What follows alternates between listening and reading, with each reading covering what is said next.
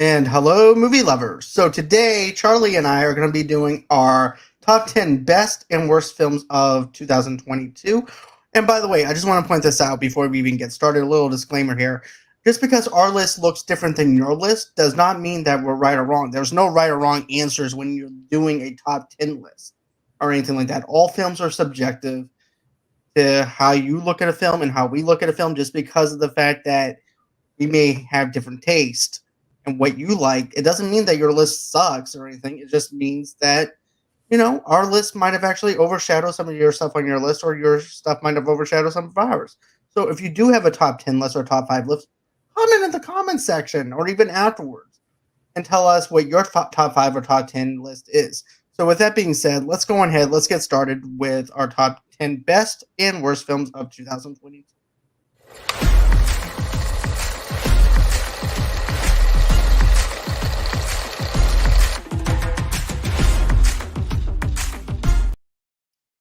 Hey, Charlie, how's it been going for you?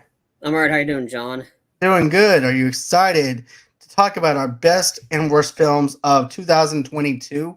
It tis the season of doing this. It's always an honor to be able to do this and everything every year now. So, Yeah, I mean, there's movies that we need to talk about, and we'll get into my worst list. But I'll definitely know there might be some explicit content because I'm going off on a movie. I'll just say that you're about to find out. well, last year you went off on Space Jam 2 And Tom and Jerry. and Tom and Jerry. So Tom and Jerry wasn't even safe. Poor the mice and mouse duo wasn't even safe from you. Oh no, nothing was safe last year. No. Thank because the power of HBO Max and the day in and that. So it's like cool. I didn't have to spend money. The only thing that was wasted was my time. But no, there's. I don't have it. Just let everybody know. I don't have a tie this year for my worst movie. But this movie it is very warranted of a rant. Just to Yeah. let you know. And another thing I want to do is I want to say hi to Ben. Thank you so much for commenting. I do appreciate that, showing your support. Thank you, guys. Go ahead and check out Ben's channel as well. He does a fantastic job at the Geekdom channel over there. So let's go on ahead. So I'm going to dive into my number 10, if that's okay with you. Sounds good. Okay, so I'm going to go into my best movies. So number 10. Oh, hello, Malcolm's Middle Earth Media. How are you doing? And so today, this is what I'm going to be diving into here, okay? So I go Guillermo del Toro's Pinocchio as my number 10. And I'm not going to go into specifics as to why I have this as my number 10. There's going to be certain things I'm going to say because tomorrow night I'm doing a spoiler review with Josh. But I would just have to say, if the first 20 minutes is why I was actually engaged within this Pinocchio animated film directed by Guillermo del Toro. Number one, you have the characterization of Geppetto, doing the origin story of Geppetto, knowing where his son came from, knowing that he's mourning over his son, and that's the reason why he's making the puppet, which was so much of a better film than that. We'll get into this a little later. Than the Disney version of Pinocchio, which is the one that I really didn't like as much. And that's all I'm going to say. If you are wanting to see a good adaptation of an animated style film directed by Guillermo del Toro and you like Pinocchio, I recommend Pinocchio because of the first 20 minutes of setup is exquisite. It's awesome. I really love the first 20 minutes. Okay. All right, my number 10. I also have a streaming a Netflix movie. I got The Gray Man. This movie is awesome. Like I love this movie. It was right. If anybody doesn't know, The Gray Man is directed by the Russo brothers. So if you don't know who the Russo brothers is, you probably have not seen a Marvel movie. So anyway, the Gray Man stars Ryan Gosling, Chris Evans. Got a big cast. Ana de Armas, like some person from Bridgerton. I forgot the name. Anyway, this movie was awesome. It was fast and it was like if you add Fast and the Furious plus The Winter Soldier, you get this movie with some crack added to it. Anyway, this movie's absolutely insanely awesome. Gosling's a badass. Chris Evans with the porno trash dash, as he called him, named Lloyd.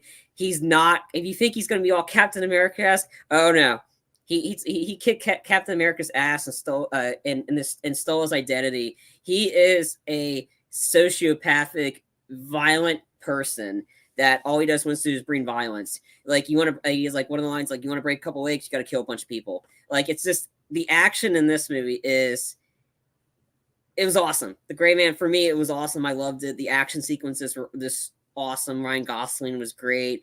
Anna de Armas was just absolutely fantastic. She's just a badass, and I'm glad that she's supposed to be in the new John Wick spinoff, Ballerina, because she needs more roles in the action-y thing.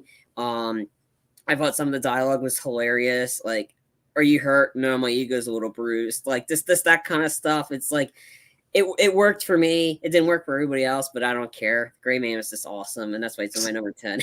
You see, I'm with Malcolm on this though too. The Gray Man, this movie should have been better than what it was. He was disappointed by it, and for me, I don't have this as my worst movies because there's plenty of movies that are worse than the others, right? Mm-hmm. But now there is one scene within this movie that I liked, and that was the flashlight fight scene in the film that I thought that was really cool with this. And I didn't really feel like that stunt work, that coordinating or anything like that. I just felt like that was actually the best part of the movie was the flashlight fight scene. Other than that, I just felt like the fight choreography was a little off when it came down to some of the other parts of that. You know what I mean? Mm-hmm. So the humor just didn't work for me as much as I wanted to. Yes, Gosling plays it smooth. He is supposed to be that smooth, badass guy. So he definitely captures the smooth badass of that character. It's just that certain parts of the film just didn't land as hard as it landed for you, that you loved. But still, I understand why you would put that as your number 10. So I totally understand that. Let's see here. Malcolm also says, but all movies are subject to like exactly. Malcolm also says, I do a worst movie list myself, but this movie wouldn't be on it either. Yeah, most definitely. It's not. And like I said, there's plenty of other worst movies out there that overshadows this movie, and it's not even in a worst. I would just put this in like a disappointed pile list if you're disappointed with it, and not in a worst list, because there's such thing as worst movies and a disappointed movie, in my opinion. So, okay, so now I'm going to get into my number 9. And my number 9 is Hustle, which is an Adam Sandler film. I really love this film, and it's a Netflix movie. But the reason why I like this film is the fact that I got tired of Adam Sandler being in comedies. I wanted him to do more dramas. And I loved that last movie that he did that was a really good drama. And that was Uncut Gems. Uncut Gems was a good film. He did a really good job with his drama. This one, he pulls on his drama, but also lands on his comedy as well. And it's very settled to the point where you can actually laugh out loud. It's not like an over-the-top character or anything like that. And of course, it's dealing with basketball and trying to be a scout and also trying to juggle his family life at the same time as trying to do his scouting career. So I really loved Adam Sandler in this movie. Hands down, this movie will pull on your heartstrings. Not only that, but I thought the chemistry at first with Queen Latifah and him didn't really jive out that well.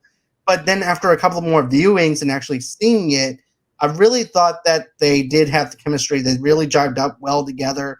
I really thought that he's actually this character that you can actually root for because he's actually an underdog within this film itself. And also, too, you're also dealing with other players who's hoping to be part of this team, part of a basketball team, who's also an underdog that he actually gets. So you're rooting for two characters to succeed in this movie. And that's one of the beautiful things about Hustle is the fact that they're both hustling to get what they want. So I really loved it. What about you, though, Charlie? I mean, does this rank up there for anything, or did you like Hustle, or did you not see it? I haven't seen it. Okay. Yeah, I've seen so much other stuff. This one, it slipped by. I just didn't see it. Which is totally understandable. This year has been stacked with movies, anyways. So, all right. My number 9. I got this a lot lower than most people will have it, and that's fine. Top Gun Maverick. It's my number 9.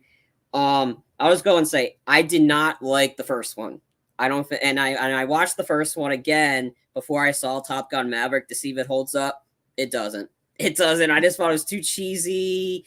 Sure, the stunts were cool. The PG sex scene. shirtless beach volleyball, like all the it was very fitting for the 80s. Take my breath away. Like it's totally manly main 80s. 80s. Okay. So I didn't, and then I was like, saw the trailers for these. I'm like, I don't know if I'll see this one. And I was like, you know what? I might as well go see this in theaters. And we did. And yeah, I liked it. I really enjoyed this one. This was a much superior movie compared to the first one. The casting was great in this. I thought, even though I don't like Miles Teller, I thought he was fantastic as Goose's son. I thought, and then the stunts work was like, I mean, like or hate Tom Cruise, you got to give the guy props. He's trying to give you the most authentic movie going experience. And me seeing the stunt in IMAX, the scene, well, I didn't see, like they seen the stunt in IMAX while seeing an IMAX movie for the new Mission Impossible movie where he does like the motorcycle jump off the cliff. He jumped, like, oh my God, he jumped out of a helicopter 500 times to prepare for the stunt. Like, I was like, I mean, like or hate the man, he's killing himself for us. It's basically for his killing himself. Yeah, but I mean, I thought the stunts from this were great. I mean, they only used Danger Zone once, and it was fine. They didn't oversaturate the song. I mean, it's for me, it was entertaining. Now, am I going around saying this movie should be Best Picture of the Year or Tom Cruise should win actor performances? Absolutely not. That's no. I'm not there. This was a good movie. Enjoy it for what it is.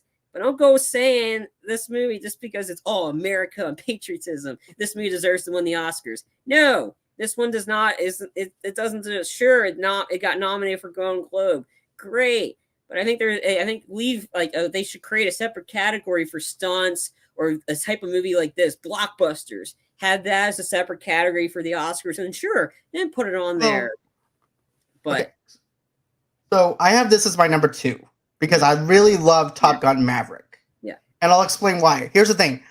I liked the very first Top Gun, but it's not nostalgic for me. It's not something I grew up with and everything. There's other nostalgic 80s movies that I grew up with where I'm like, hooah, I'm excited for a Top Gun Maverick movie. This one, I was like, I don't know if I want to see a Top Gun Maverick. I don't know. And then once I started hearing buzz around it, I'm like, I have to go see Top Gun Maverick. So I went and saw the movie. I was blown away with it. Miles Teller does a fantastic job, like Charlie says, of playing Goose's son, and he knocks it out of the park with the performance and playing Great Balls of Fire. You actually have a new cast who also resembles this new era of people who are trying to, basically for a new audience to come in and watch a Top Gun movie, and they do a fantastic job of it. But what I like about this film is it stands on its own without having to reference everything within the very first Top Gun movie to where it can actually stand on its own merit, and be its own thing. And it's actually very hard to do, especially capturing something within the 80s element. Then you also have Val Kilmer back in this movie again, and he plays a very short, significant role, but at least he's in there. Iceman is in there. And I like the fact that they're using him as a plot point for Tom to actually come in to teach these kids how to do stuff. So that's something I really liked about this film. And no, it does not deserve to win Best Oscars or anything, but I do feel like not Best Picture, but maybe Best Sound Editing and stuff like that. Yeah, I do feel like I'm fine with. I'm fine with the mixing, because the mixing of that element is very good. Yeah, in my opinion. Yeah, I agree. I mean, I'm not saying it shouldn't win Oscars. I'm saying it shouldn't win the biggest prize, like Best Actor, Best that. No, it shouldn't go. Let's not go crazy here. Yay, it's nominated, but let's not go super crazy like and like with any Marvel movie. Oh, this movie's so good, it needs to be nominated. No, because then we're going back to the problem with The Dark Knight not being nominated for Best Picture. And then again, we're getting into a whole different category, separate thing I didn't want to talk about. But this was good. I mean, I liked it. I was really surprised with it. I didn't think I'd like this, but I liked this a lot better than the first one. And the first one doesn't. But yeah, the performances were great. The stunt work was awesome. And yeah, I that's why it's my number 9. It's a lot lower than most people, but that's fine. I mean, that's what each list is different. Right. So, okay, so now I have another film, and this is a film that I've been having an issue with where should I actually put this on my list? Should I not put this on my list? Because I actually had Wakanda Forever on this list. Charlie and I were both talking about this. I actually have Black Panther: Wakanda Forever for as my number 8, but that might be for my honorable mentions list. Coming up when we do our video for that. But when you look at this film, I thought that this film was really good. This is a very manly kind of film. If you like Vikings, if you like stuff like that, if you like the Skarsgårds and stuff like that, The Northman is actually a great movie when it comes down to the characteristics, coming down with the characters. Yes, it's dark. Yes, it's grim, but it's a very manly kind of film to where you can actually come out with your adrenaline coming out of the theater and just say, you know what? I had a good time with that. I'm going to eat some chicken on the bone and just chew that chicken up and everything like a Viking and go to medieval times afterwards. That's what I could picture myself doing after seeing this film because I really enjoyed it. It has this atmospheric kind of feel to it where you're actually there within the elements of this universe that has been created. And that's something I really loved about the fact of how much they captured this. As a matter of fact, I remember one of my friends asking me this, is this an origin story to Eric Nortman from True Blood? I said, no, dude. This is just a total separate thing. Just because Eric's last name is Nortman does not mean that it's about Eric from True Blood. So, but I really enjoyed this movie. Hands down, one of my favorite films of this year, aside from Top Gun Maverick and all that stuff. This film beats out Wakanda Forever, in my opinion. As when you look at cinematography, when you look at the wide shots, when you look at everything that this storytelling is telling you with the Northman, I have to go with Northman. I'm sorry, Wakanda Forever. I love Wakanda, but it's going to be in my honorable mentions, and that's why I chose the Northman.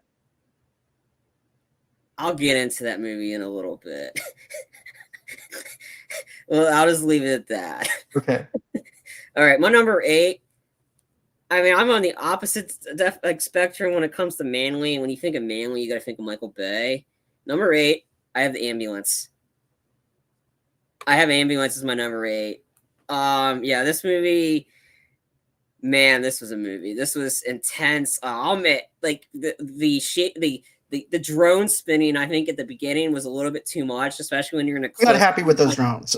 With the conversation between Gyllenhaal and his brother, this was too constantly spinning. I was getting a little queasy a little bit, but once it got past that and we got to the bank sequence and then them in the ambulance, OMG, Michael Bay knows what he's doing. And I love, like, this movie was just awesome. It was intense. Like, you felt for these characters.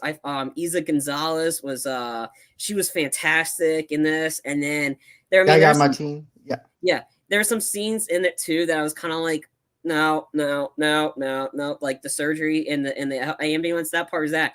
But the action sequences were just phenomenally shot. Like the chase sequence, Go Left, and where they like that huge shootout in the like towards the end of the movie. Again, this was I enjoyed this one. I had a great time watching it. It was intense. Like I did not know how this was going to end. Like that's how much I was sucked in this story. Like sitting in my seat, like I was like tensed up the whole time. I'm like, how is this movie going to end? Who's going to survive and who's not? I thought Jake Gyllenhaal was like, there's movies where Jake Gyllenhaal is really good. He was really great in this. Like you think he kind of makes it seem like he's likable, and then he becomes he's a complete dick. And later on during the movie, like he's able to go back and forth. I think he would have been a perfect Joker instead of Jared Leto, because he's just he can go back and forth. I don't know. It just the movie worked for me. It did. It was Michael. It wasn't as completely like bombastic like Michael Bay and Transformers.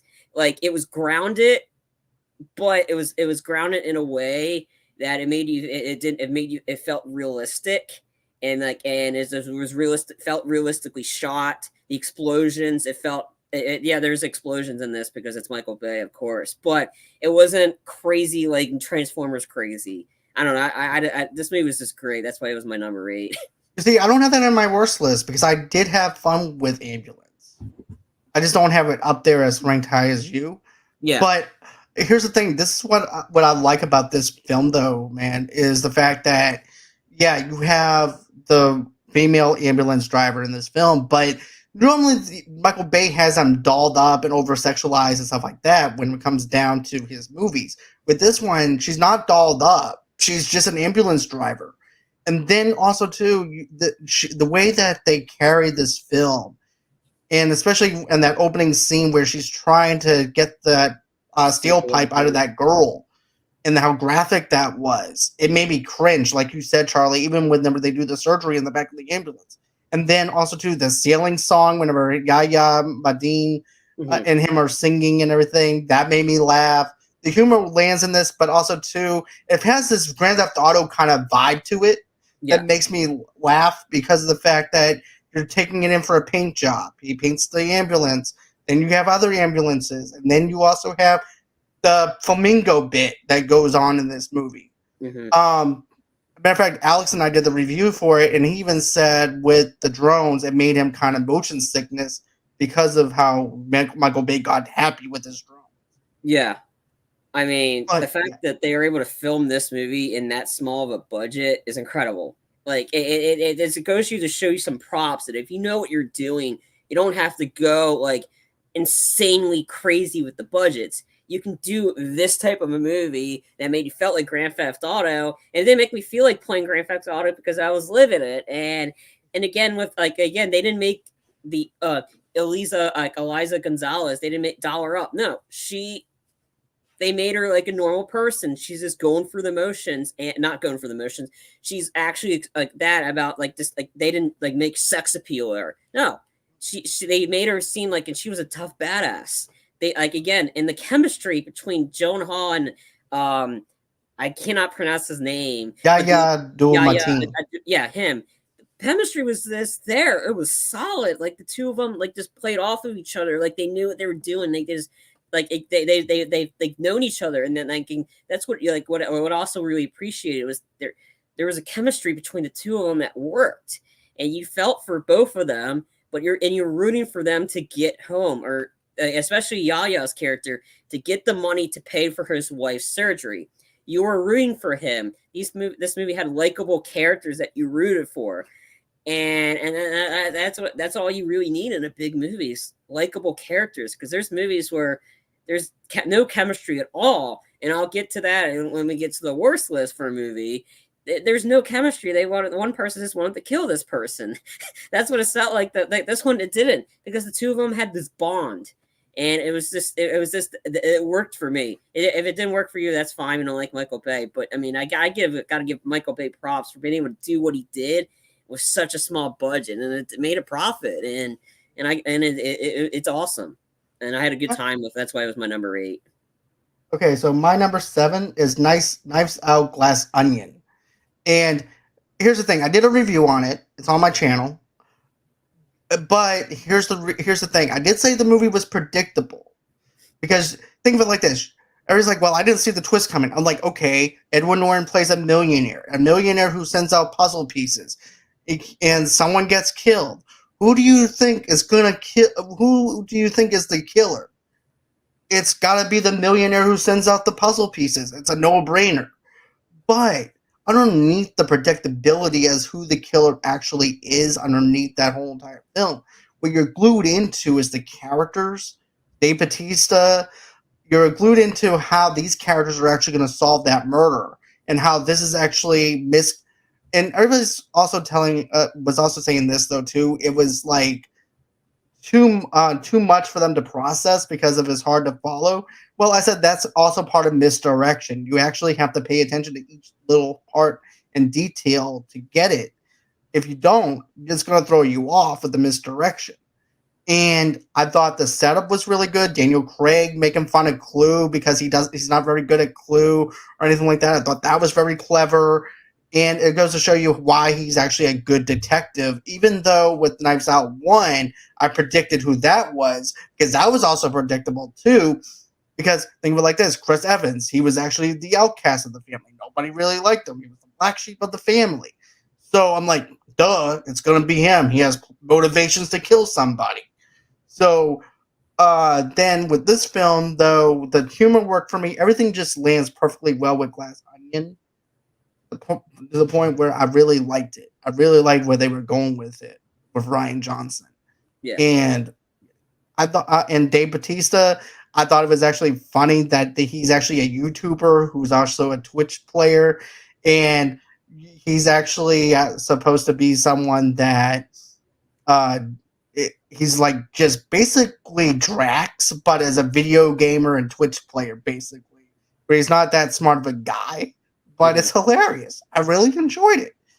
So, what about you? Yeah, it's on my honorable mention list. I watched it on last Friday. Oh my, yeah, this movie was hilarious. I actually like this one better than the first Knives Out because of the characters. The Kate Hudson characters had me crying on the floor. Like I was laughing so hard at how dumb she really was.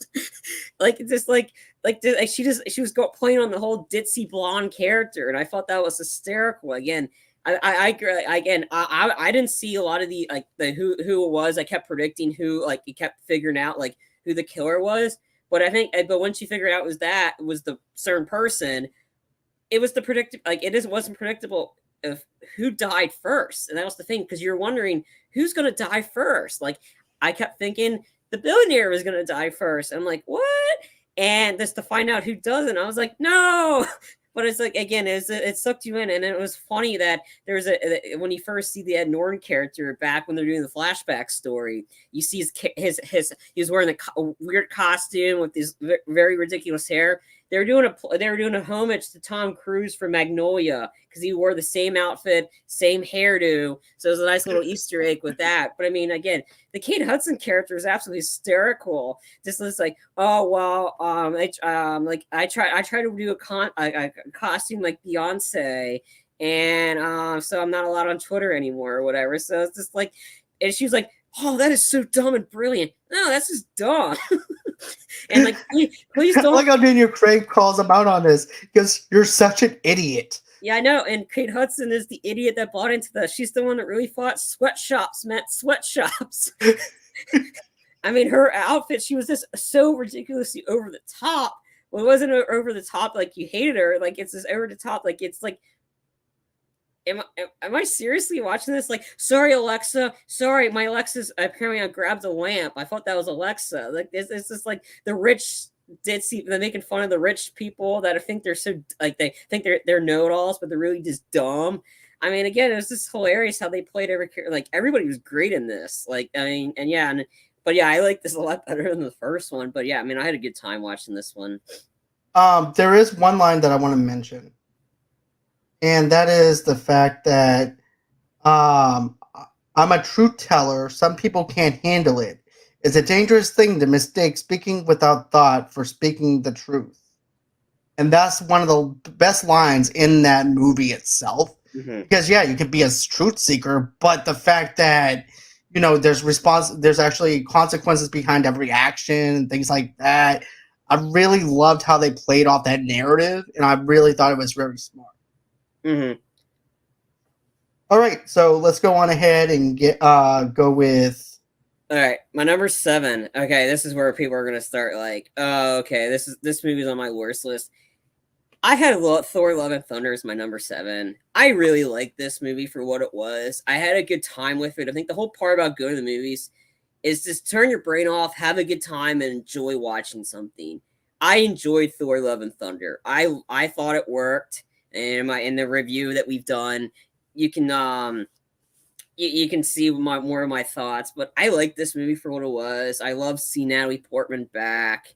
I thought the hilarious angle of the love triangle, but it's not your normal love triangle between Thor and Jane. But it's not really Thor and Jane. It's Thor, Jane, and his axe, and the axe is suddenly that. I know John's already annoyed with me by supporting Thor: Love and Thunder is my number 7. I don't care. Again, I'm the one that's picking up for it. I have 2 Marvel movies on my list for favorites of the year. And that's fine. It didn't work. These 2 didn't work for everybody, but yeah, I know it's fine. I don't care. Thor: Love and Thunder Sorry, is Derpy. I like movies are subjective. Again, I like Thor: Love and Thunder. I had a good time with it. If the stuff worked for me. I love the sequence with the kids when the kids all have powers, and you see the little girl with her teddy bear, like just using the teddy bear with the lasers, kill a lot of the monsters, the dark monsters. I thought that was hysterical. it worked for me. It doesn't work for everybody else, and honestly, I didn't care. It's my list. We'll get into this in a minute. Oh, I know. Because I didn't like that film. That's No. just putting it mildly for now. But we are going to be doing our worst list at the in a few minutes. But Derpy says that he has his list. Oh, awesome. Go ahead and tell us what your top 5 or 10 list is, and we'll talk about that at the end of our show.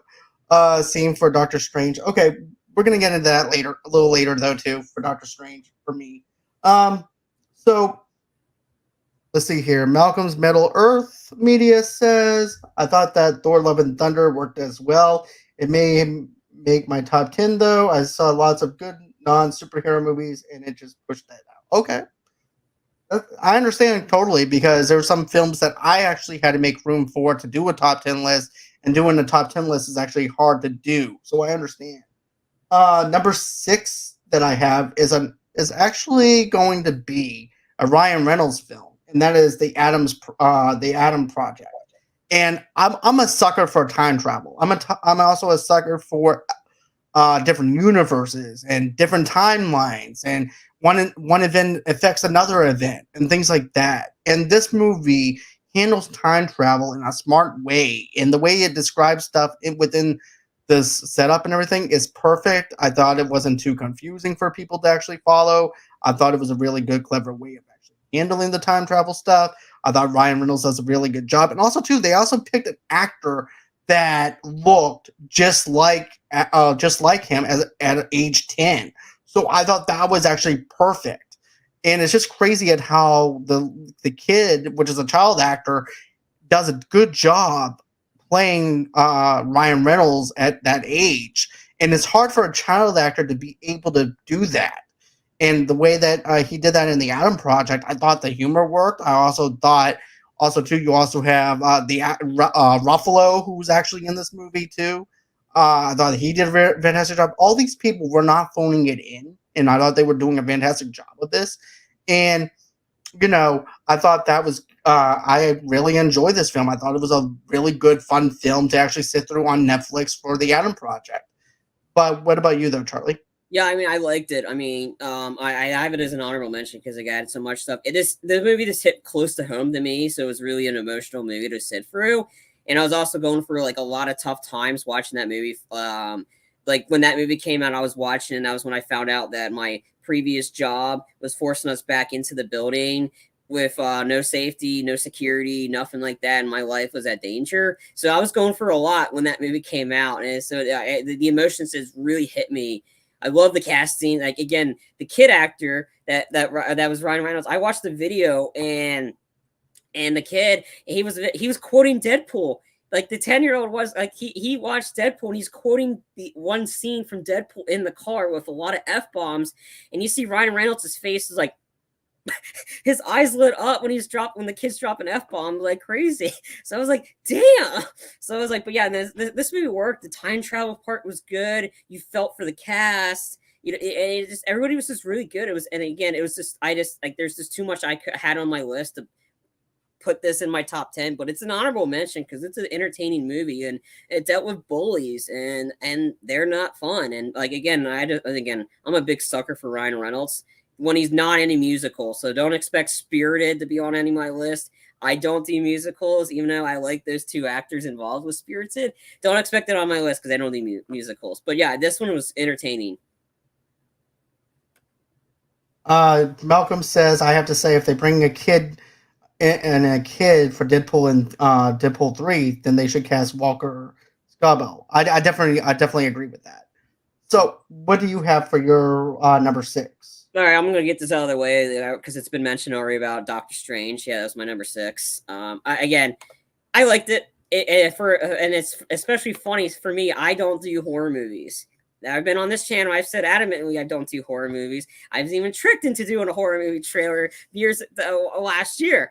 I don't do horror movies. However, for Doctor Strange, technically, you also got suckered in this year to do a horror movie reaction too. What? With Adam Driver. Oh, that one. Let's do the dinosaur movie. Yeah, that was dumb. So anyway, anyway, but no, it's Doctor Strange, I was really entertained by it the whole time. Again, for a horror movie, I thought it was I was fairly entertained with it because I was really worried because the horror aspect to it. But man, Wanda was awesome in this. Like, I love the this like the scene for me that really sold it was when Wanda killed all the people like in the future from to Captain Carter, seen her get rid of her with the shield, turning like just the burns. Like Wanda was like no holds barred. Like in this one, she's like delivering. Do you have do you have a wife and do you have kids? Yeah. I wish you'll have somebody take care of you when I'm done with you. And it's just like there's just the non like the don't care in the world Wanda going off on these. And then the best one was the one that made me jump out of my seat, the Charles Xavier scene.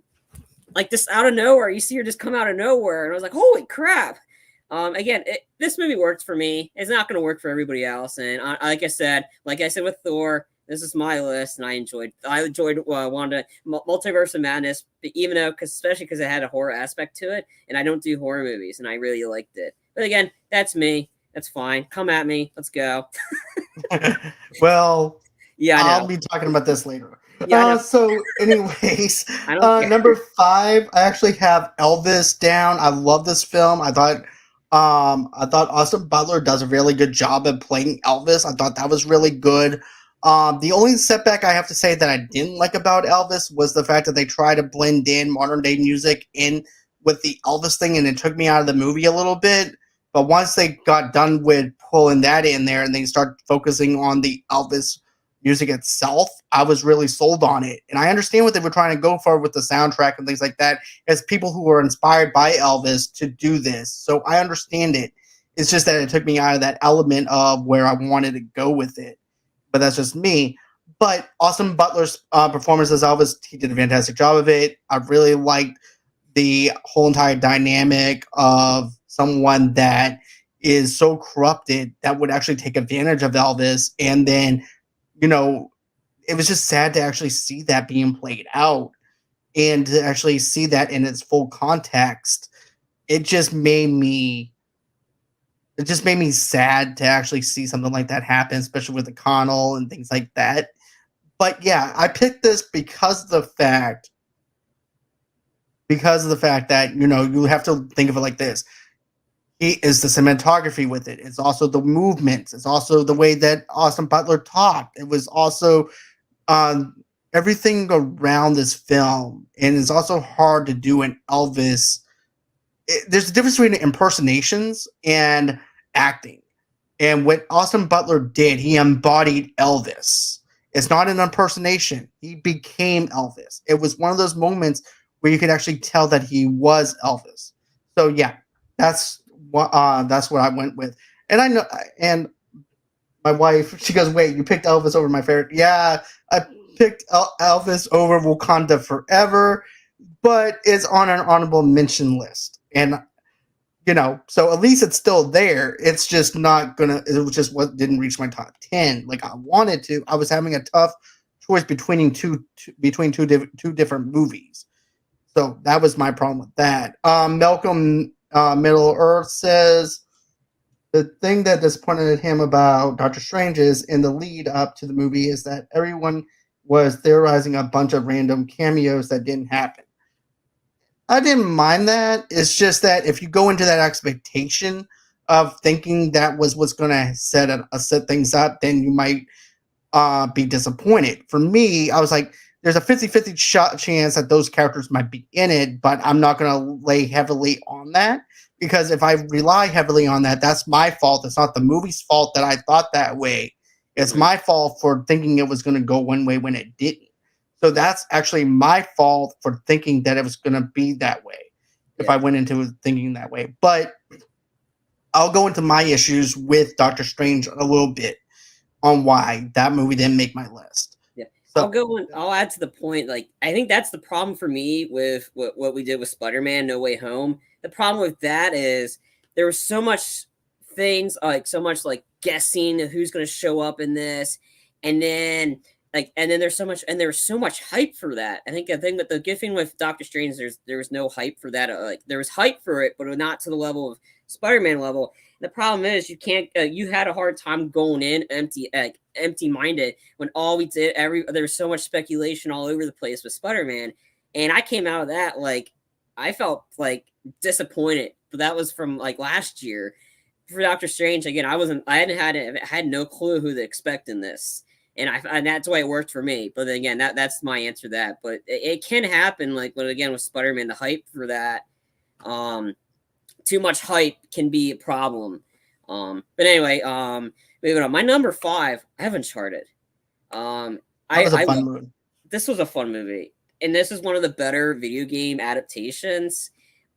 Sure, there's some scenes that were familiar that were from that. I mean, the movie worked for me. I had a good time watching this. I loved the chemistry between Tom Holland and Mark Wahlberg as Sully. Yeah, there's a lot of people who are like, "Oh, Sully should have been older." I'm like, really? You want an 80-year-old guy running and doing all the stuff that Sully's doing? Come on. This is not video. This is movies to video games. If you want your old Sully, the Sully that you want, just play the video game. And again, Mark Wahlberg worked for me. I love the casting for him for Sully, and I'm really intrigued to what the next one's gonna be, because this movie did well at the box office and the casting worked. Tom Holland was great as Nate. Seeing him get his gun, get the iconic weapon towards the end was cool.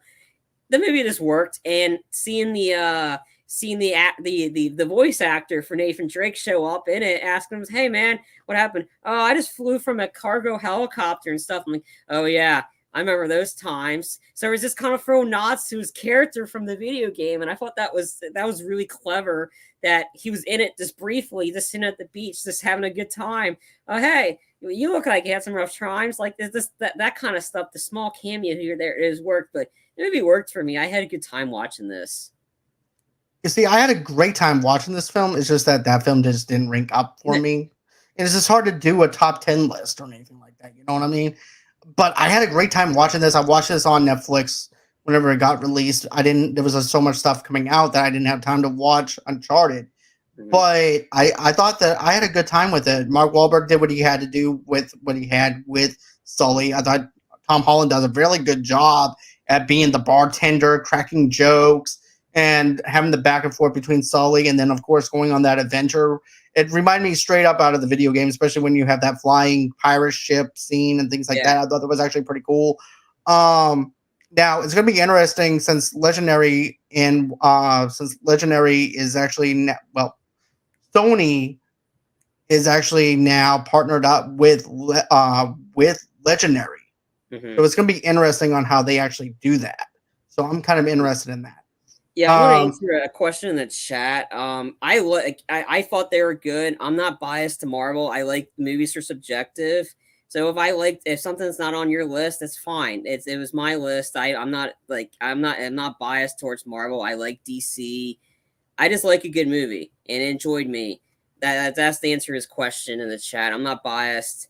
If each one's likes are different than the others. I liked what I like. John likes what his like, and that's fine. That's the whole point about movies. We can have a conversation and like different things. Right.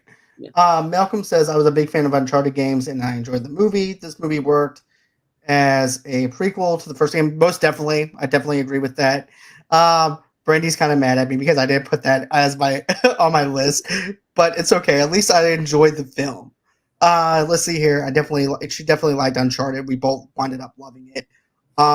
If we see a sequel, then it becomes more of an adaptation of the first game. I hope so. I really do. I really would like to see that type of deal. To be honest with you, he doesn't have to be 80, but you can have him in his 50s, 50s or 60s, and have him in that way.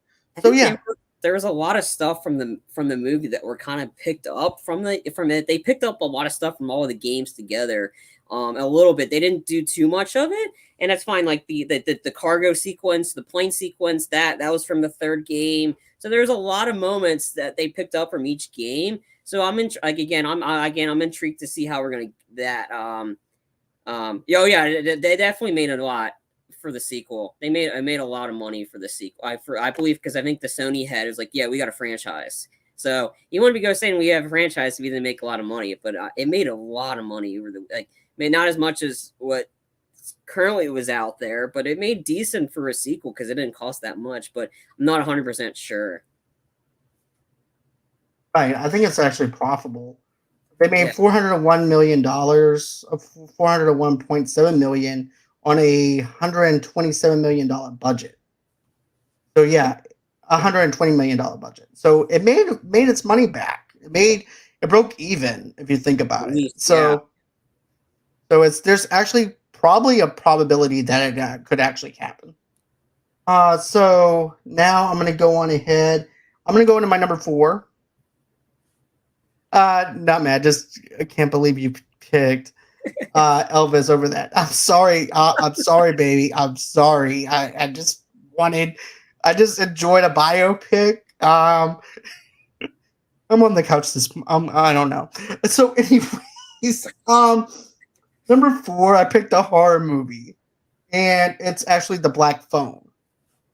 And I love this movie for a little small budget of a horror film based on a short novel which I read by Joe Hill, which is also Stephen King's son. I really enjoyed it. I was actually interested on how they were going to tell the story because the story is not even that long. It's about maybe a 20-page short story in a book, and it has different other stories. But I was like, okay, how are they going to play this off in an hour and 40 minutes? And they do they did a great job at setting it up.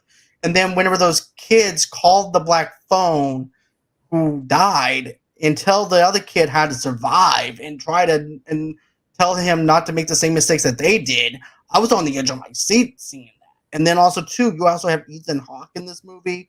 He does a fantastic job.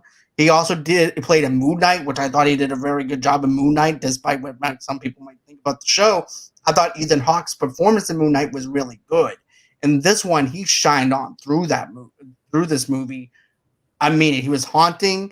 He was fantastic in it. I really loved The Black Phone. I know Charlie is not going to go see because he doesn't like horror movies. But as far as The Black Phone goes, I saw this. I had owned it on Blu-ray. I didn't see it in theaters, but I ended up buying it whenever I had COVID. Well, didn't buy it, but I rented it, and I was just amazed by it for it to be a short film, not a short film, but based on a short novel, and it being that good. So that's what I have for my number 3. Okay, my number 4. I'm going the opposite. I'm actually going to a comedy. My number 4. My number 4. I got Jackass Forever. Oh my god, this is the movie that came out at the perfect time. This movie made a profit, by the way. It was only cost 10 million to make, made it in the 50, 60 million or something like that. This movie was the movie the world needed. The world needed this, just to sit down, not think about anything, just laugh your butt, laugh and cry and cringe all at the same time, and just have a good time. And boy, did I do that. This movie, my brother and I, we went and that we were like a theater. Everyone was crying. They're laughing and that. I mean, this movie just had so many memorable like stunts that they did. If you don't know what Jackass is, this was just a popular show that was in the 90s of Johnny Knoxville and a bunch of friends doing stupid stuff, just to make people laugh. And that's what this movie was. And I didn't even think this movie was going to be made, to be honest. But man, they made this movie and I laughed. I had a great time. There's so many sketches. I did a review for this a couple months ago.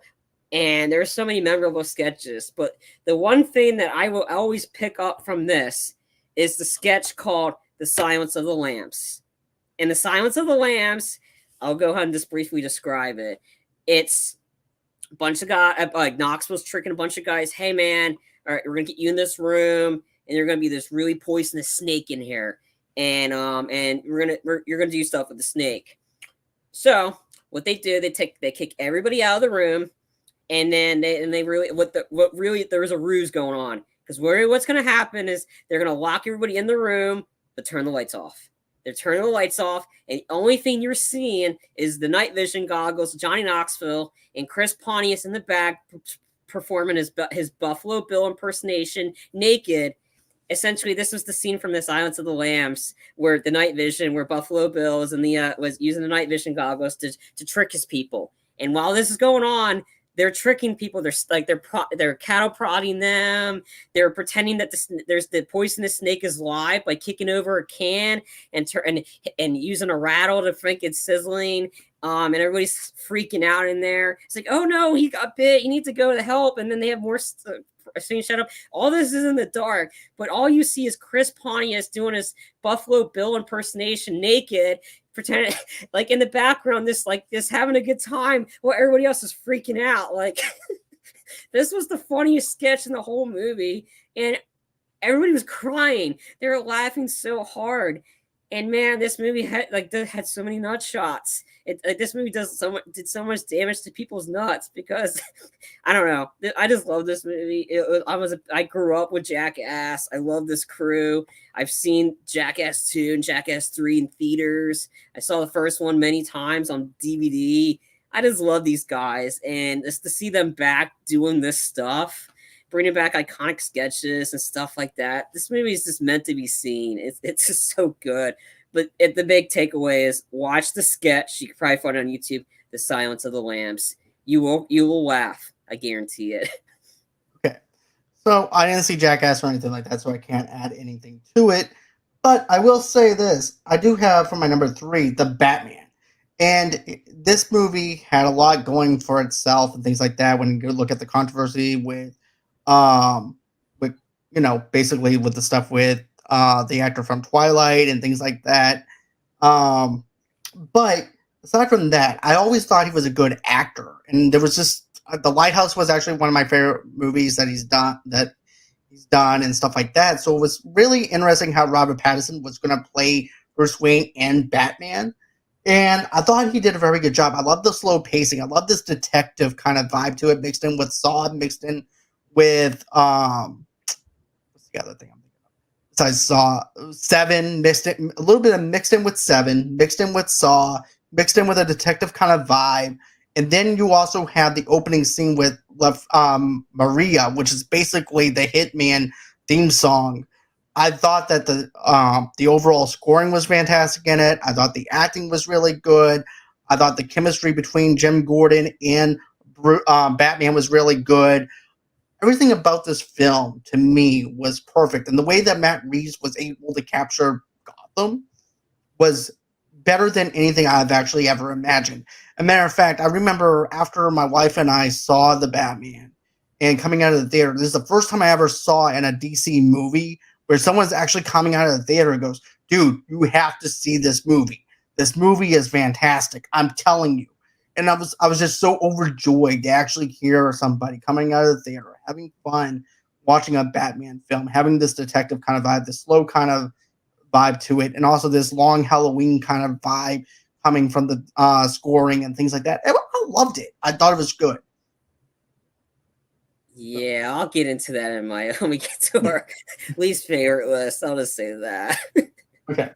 My number 3, Clerks 3. I love this movie. I just loved it.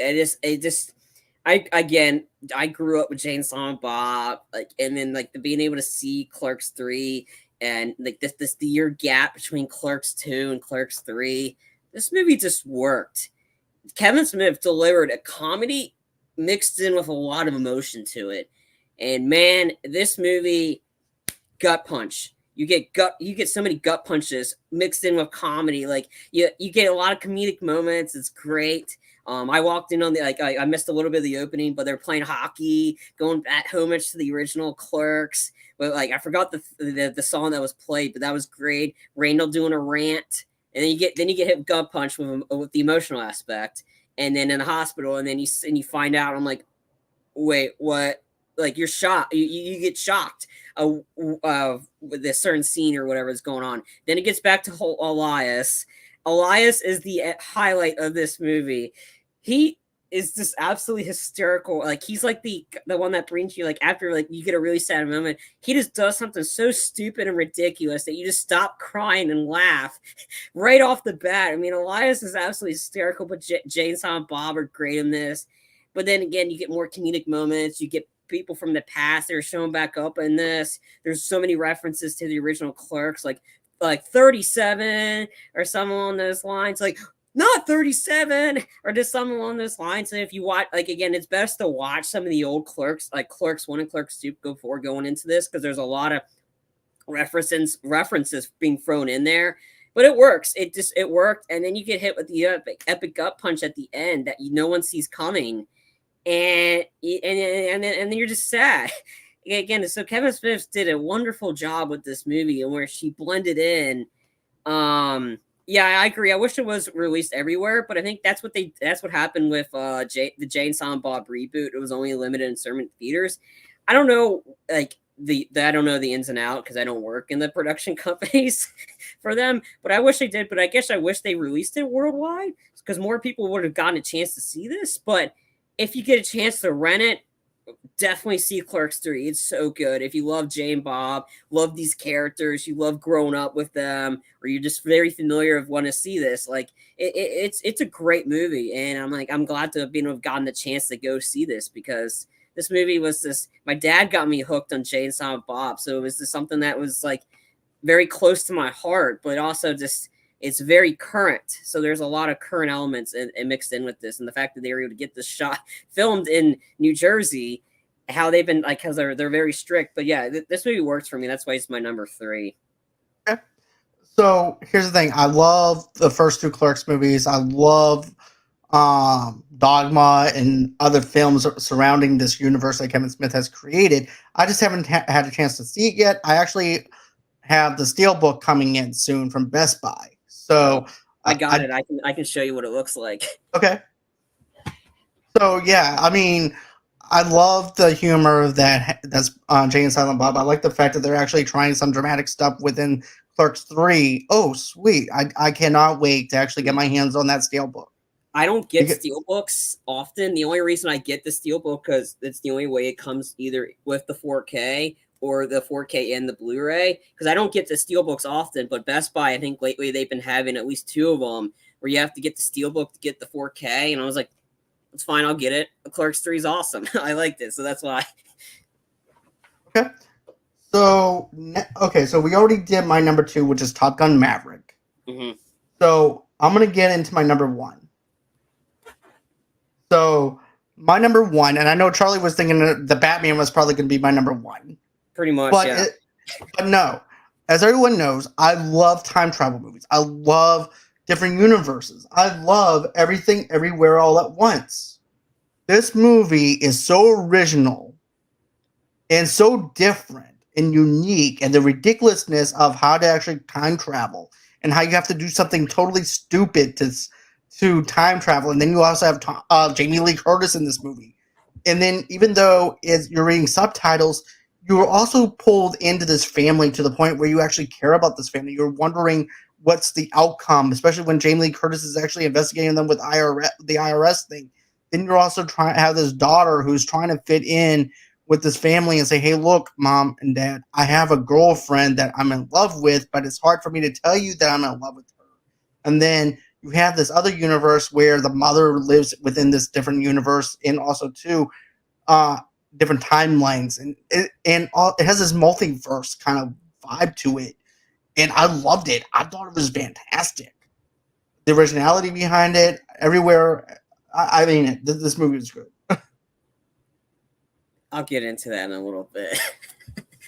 Okay, I take it as your cup of tea. But yeah, I mean, I'll get into it. So all right. So my number 2, Bullet Train. I love this movie. Bullet Train. After getting out of that theater, I was telling all my friends, you gotta see this movie. You gotta see this movie. I was telling as many people, Bullet Train, Bullet Train. I couldn't stop thinking about it. Even after weeks later, after watching it, I still laughed at a lot of the moments that are like, oh my God, like this movie is just so good. And then it was just like, I haven't watched it again since, but I still remember what happened in it. Again, how I described it, it was the most chaotic, hilariously violent, crazy action thrill ride of the summer. And this movie, when I say it's hilarious, it is hilarious. There's so many funny stuff in it that worked for me.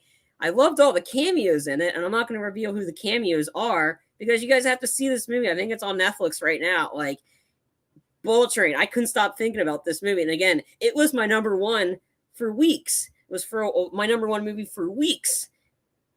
until something else came in. I'll get into that in just a sec. But Bullet Train was something I was like, it was how you felt out of Batman. I felt this right out of Bullet Train. I couldn't stop talking about this movie. The action worked. It felt like it was a mixture of, and there was so many storylines. From like, oh, so many storylines. Keep watching it. It all pays off at the end, and the end is actually there's, and then when it pays off at the end, you're laughing. You're like, oh my god, what Brad Pitt calls that Dick Carver. And yeah, I'm not going to say who Carver is because you got to watch the movie to find out which cameo portrays Carver, because I'm not going to spoil that here. But Brad Pitt was awesome in this. Everybody that was involved with this movie was great. They were dialed in. They all had storyline. Even a freaking water bottle had a storyline. And I thought that was how it all paid off at the end. And like, again, everybody worked in this. They looked like they had fun. And this movie was just, it was again, there's so many words I can describe this movie, but I can't describe the movie because you have to see this movie to experience it. I just love this movie, and that's why it's my number 2. And nothing, like, again, it was just that good for me. See, I'll be honest with you. At first, I didn't really care for it. Then I rewatched it, and I love the thing with my favorite fight scene is the briefcase scene with Brad Pitt. The ridiculousness of him fighting with the briefcase, then him going over to the quiet cart, and then you know what? I wish they would actually do different themes within the bullet train itself, where each department had its own theme to it. Oh, this is the quiet cart. We're not allowed to actually talk because it's actually the quiet cart. I wish that they had other elements within that to actually have each cart for its own theme, which would make it a lot more fun. Yeah. But the movie is fun. It is over the top. It is something that might pull you out of it if you're not expecting the over the top part of it. But I do have to admit that, Bullet Train is actually fun. It's one of those popcorn movies. As a matter of fact, that's what I'm going to call it. I'm going to call it a popcorn movie where you can just stuff popcorn in your face for 2.5 hours and enjoy a film without having to take anything seriously. And I don't think that it had too many subplots. I don't think it was easy to follow. The water bottle scene might be a little too confusing in a sense because of the origin story behind the water bottle, but I thought it was hilarious. But yeah, I had a good time with Bullet Train. I mean, this Brad Pitt was this was Brad Pitt in its element. I mean, he was just hilarious in it. Like this, after the one sequence after he kills the one person, and she's like, the person's suffering, like, oh, do you need some water? Do you want some help? Do you want me to help you out?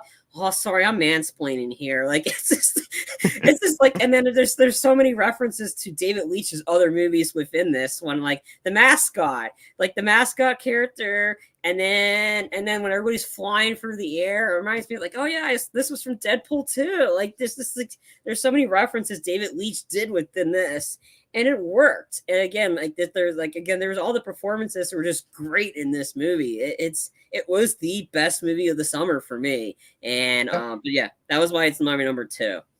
And I just want to give a shout out to Christian real quick. Yeah. I'm glad that's actually your number 1 movie of the year, man. It's great to actually see you in the comment section and stuff like that. I know that your time. Bullet Train is the worst movie I've ever seen. I've been I talked her into watching Bullet Train. I mean, my mom went with us to see that movie. She loved it, so it's fine. But yeah, okay. Kristen, I agree. Bullet Train was my number 1 for a couple weeks. Oh, that was at least until 12 days ago. Yeah, it's pretty obvious what my number 1 was. Avatar: Way of Water. This movie just delivered for me. I've been waiting 13 years to see the sequel to this movie. I was waiting 13 years. I was one of those ones that I was like, oh, nobody cares about an Avatar sequel. I did. I cared. I was patiently waiting because I knew the behind the scenes that James Cameron is busy creating technology, and 13 years well worth it. And I did a review for the page for this, and you should definitely check it out too. This movie was visually stunning. How the heck James Cameron did all this, kudos to him. And also, Avatar: The Way of Water is the fastest movie in 2022 to gross $1 billion. It's already at $1 billion, and it's been only 14 days. It grossed $1 billion in 14 days. Everybody's like, oh, then this movie's going to flop. Screw James Cameron. I'm like, don't doubt James Cameron. All the media kept doubting him. All the the box office reports are doubting him. Yeah, I still don't know what the budget is, but I don't care. This movie has legs, and that was the whole point. It has legs, and it's going to make money up because nothing's coming out till February, so it's still going to be the number one movie in the box office for weeks. But anyway, going on to why I loved it. The visuals are absolutely stunning. This was the most I saw this in IMAX 3D, and IMAX 3D. And and then like most theaters have high frame rate, which frame rate is the amount of pixels per second you see on a screen. Most movies have about 24. This movie had about 48, so you're seeing so much stuff on it. But the visuals of the water, OMG, this is how you do it. This is how you make that, and especially it's just hearing the behind the scenes of them. So anybody and all the humans you see in the movie, and or you see their avatars. Those were the actual castmates in the water. They're with motion capture, not CGI. They're them in the water. Kate Winslet had to hold her breath for over 7 minutes while filming her sequences for this. 7 minutes, that might not feel like a long time. Well, she just broke Tom Cruise's record from Rogue Nation of over 5 or 6 minutes holding his breath underwater in Mission Impossible Rogue Nation. Kate Winslet had to hold it for 7 minutes. James Cameron, and like I said, it's a big build-up. There's a lot of build-up, but the final hour, the big build-up of the action sequences, perfectly shot. Like you get a mixture of, you feel like you're watching Aliens again, or you feel in Terminator. It's like there's that scary element to it because you're sucked into the story. And for me, this is a 3-hour movie. It did not feel like 3 hours. You were so hooked into the story that you want to know, is this family going to get out alive? Are they going to survive? And Natiri, she is just a badass. That's the Zoe Saldana character. Absolute badass. And they're really setting up a huge battle between her and Kutarich towards the end because he keeps antagonizing her. Oh yeah, Jake Sully, you got your woman here is she going to kill me again? It's like she's really antagonizing Natiri the whole movie. And it's really building to this big epic fight scene that's going to happen in the later movies. But this movie won't work for like everybody. If you like the first Avatar, you will like this one. If you didn't like the first Avatar, you might like this one. I don't know. You don't necessarily need to watch the first one to pick up everything in this. The cast was great in this. Everybody again had to learn underwater techniques. They had to film everything underwater. But again, because it's them, it was really them doing this, and that's just incredible. But this is the visual spectacle of 2022. I'm sorry, Top Gun. This beat it because the visuals are the selling point for this movie. And it worked. That's why, and again, I've been waiting 13 years and it was well deserved. Avatar is something you have to see in the biggest screen. Okay. So now we're moving on to our worst movies of 2022. So since I opened up the first go round, I'll go ahead and open up for the top 10 worst films. Number 10, I have Morbius, the Living Vampire. And the reason why I have Morbius, the Living Vampire, is because I'm a huge Morbius fan. When it comes down to it, I have a Morbius pop. Not only do I have a Morbius pop, but I'm also a fan of the comics and things like that. I thought Jared Leto was going to be a great choice for this. I was excited for this movie. And then I saw the runtime for this movie. And that's what made me scared about seeing Morbius, is because here's the thing. It was our first time seeing a Venom origin story within the Sony universe, so it was like a 2-hour-long movie. You're giving a character that nobody knows anything about, and you're giving him an hour and 30 minutes? Or an hour and 40, whenever you should really be giving him a 2-hour film, because nobody's ever even heard of him, other than us who are the diehard comic book readers and also too who love Morbius. They need more cohesive stuff whenever you're telling an origin story. Then whenever you see the film, the problem was not Jared Leto. The problem was the direction that they chose to go in, the writing for it, and also to the runtime for this film was my main issues. And also too, you also have a part in it when he's floating up into the this little part in this thing and then they play like a little small snippet of Christopher Nolan's Batman theme from the Dark Knight trilogy. Whenever he just gets lifts up into this little small thing. I'm like, really? They're gonna do that? And then you also have this other part in this film where, oh, Dr. Morbius is working on the secret project. And then you're thinking that because he's operating with bats, that he's going to be on the other side of the hospital. No, they have a patient that can't walk within walking distance of his lab. I'm like, that does not make sense. And then they also have this other scene, which I thought that at the very beginning of the opening, I really didn't care about his friend. I didn't care about that because I thought that they needed more setup for us to care about it. And they don't do it. It does not deliver at all on all aspects of this film. Also, it's bloodless and it's a vampire movie. There's no blood. There's no gore. There's nothing about this movie. It reminds me of Vampire, the PS4 video game that I downloaded during the pandemic that was free. I enjoyed that game, but it didn't. And also, too, the CGI effects also reminds me of Vampire as well. But still, I did not enjoy this film the way I wanted to enjoy it. I had a really bad, horrible time with this. I went in with high expectations of this film, and I should have hit with lower expectations. But still, Morbius, for me, is my number 10. Wow, I thought you had that much higher. That was my number 4 worst of the year. No. There was something that I went based on my level of angry, of how angry I was when viewing something.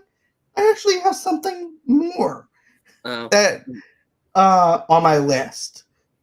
Yeah, this movie. This is actually medium level I of rented angry. this one, and I'm like, damn it! I wish I had my money back after renting this one. The openings, like the title sequence, purple. Where the heck is purple? Where's the purple in this? Seriously, no, like this was garbage. Like I liked the opening. I thought the opening was cool and that. But again, I just from the trailers, I knew this movie was gonna be bad. I just had this feeling that this movie was gonna be bad, and yet I still felt like watching it. And man, I wish I didn't. Tyrese Gibson, I'm sorry. You outside the Fast and Furious should just be a giant circle with an X through it. Well, not only that, but the cops. Well, here's the thing: they're horrible cops. Mm-hmm. They're both horrible cops at what they do. Yeah. If there's like a '90s sitcom of Forever Knight, these two detectives would be the horrible cops within that '90s universe. Yeah. Anyway, there was so much that didn't work with this. Like Jared Leto. I mean, yeah, he wasn't the problem, but the CGI was absolutely horrendous. The ending was stupid. The post-credit sequence was stupid. It was really cringeworthy. Was seeing the Matt Smith dance, and when he has legs and he's doing that creepy dance, I'm like, okay, that is cringeworthy. Tobey Maguire, your dance in Spider-Man 3, you're awesome. That is awesome. That isn't cringeworthy because that was hilarious and that worked. Because Spider-Man 3 was a successful movie at the box office. This was not. I did not feel like Morbin time watching this stupid movie. Like again, like there's so much bad about this. And again, the vampire movie, No Blood, that was kind of dumb. I guess there's so much about this movie that's just bad. This movie's just bad. So it's on my number 4. But yeah, it's just bad. Sums up bad. All right. My number 10 was actually John's number 1 favorite movie. My number 10 was Everything Everywhere All at Once. I wanted to like this movie. It just didn't work. I think for me it didn't. I felt a little weird for a minute, especially the hot dog hand sequence. I thought that was really like that. Like that one kind of like well, I thought I was getting an international martial arts kind of movie, and there were some martial arts in it. I don't know, and I like Michelle Yeoh, but I think the big thing that I liked out of this was the actor that plays the husband, that played the husband. He's awesome. And just to find out what other movies he's been in, to find out he was Short Round in the original Indiana Jones movie in the Temple of Doom, that was awesome. Like that was awesome to see, and then see the photo with him and Harrison Ford together. That was like, oh, that is such a cool moment to have him and Harrison Ford back together hugging, and then just to hear his backstory is like you're rooting for the actor in this one. Like you're rooting for him as an independent actor. He wasn't given any work, and this to see, and it's like I hope he wins. I didn't like this movie. It was disappointing because I was expecting more from it. but I'm rooting for him. I'm rooting for him. I'm rooting for Michelle Yeoh because you just want to root for them. And I think again, like I didn't like the movie, but I'm just rooting for them. There's the stuff that didn't work for me. Again, I thought the hot dog hands world thing that really threw me out. Like just took me out. Like I get it's a multiverse, but that was very cringeworthy for me. And that's why I was like, it didn't work for me, and that's fine. But I'm rooting for them, whoever was involved with this movie, to hopefully get more work down the line because he's like, yeah. Yeah, I have it at 10. But yeah, I don't know. It just didn't work for me, and that's fine. Again, that's why I have it at 10. It's very low. It's not high because I have way worse movies than this, and we'll get into it. But again, for me, it didn't work. Because I couldn't find, and there was not much other stuff I hated.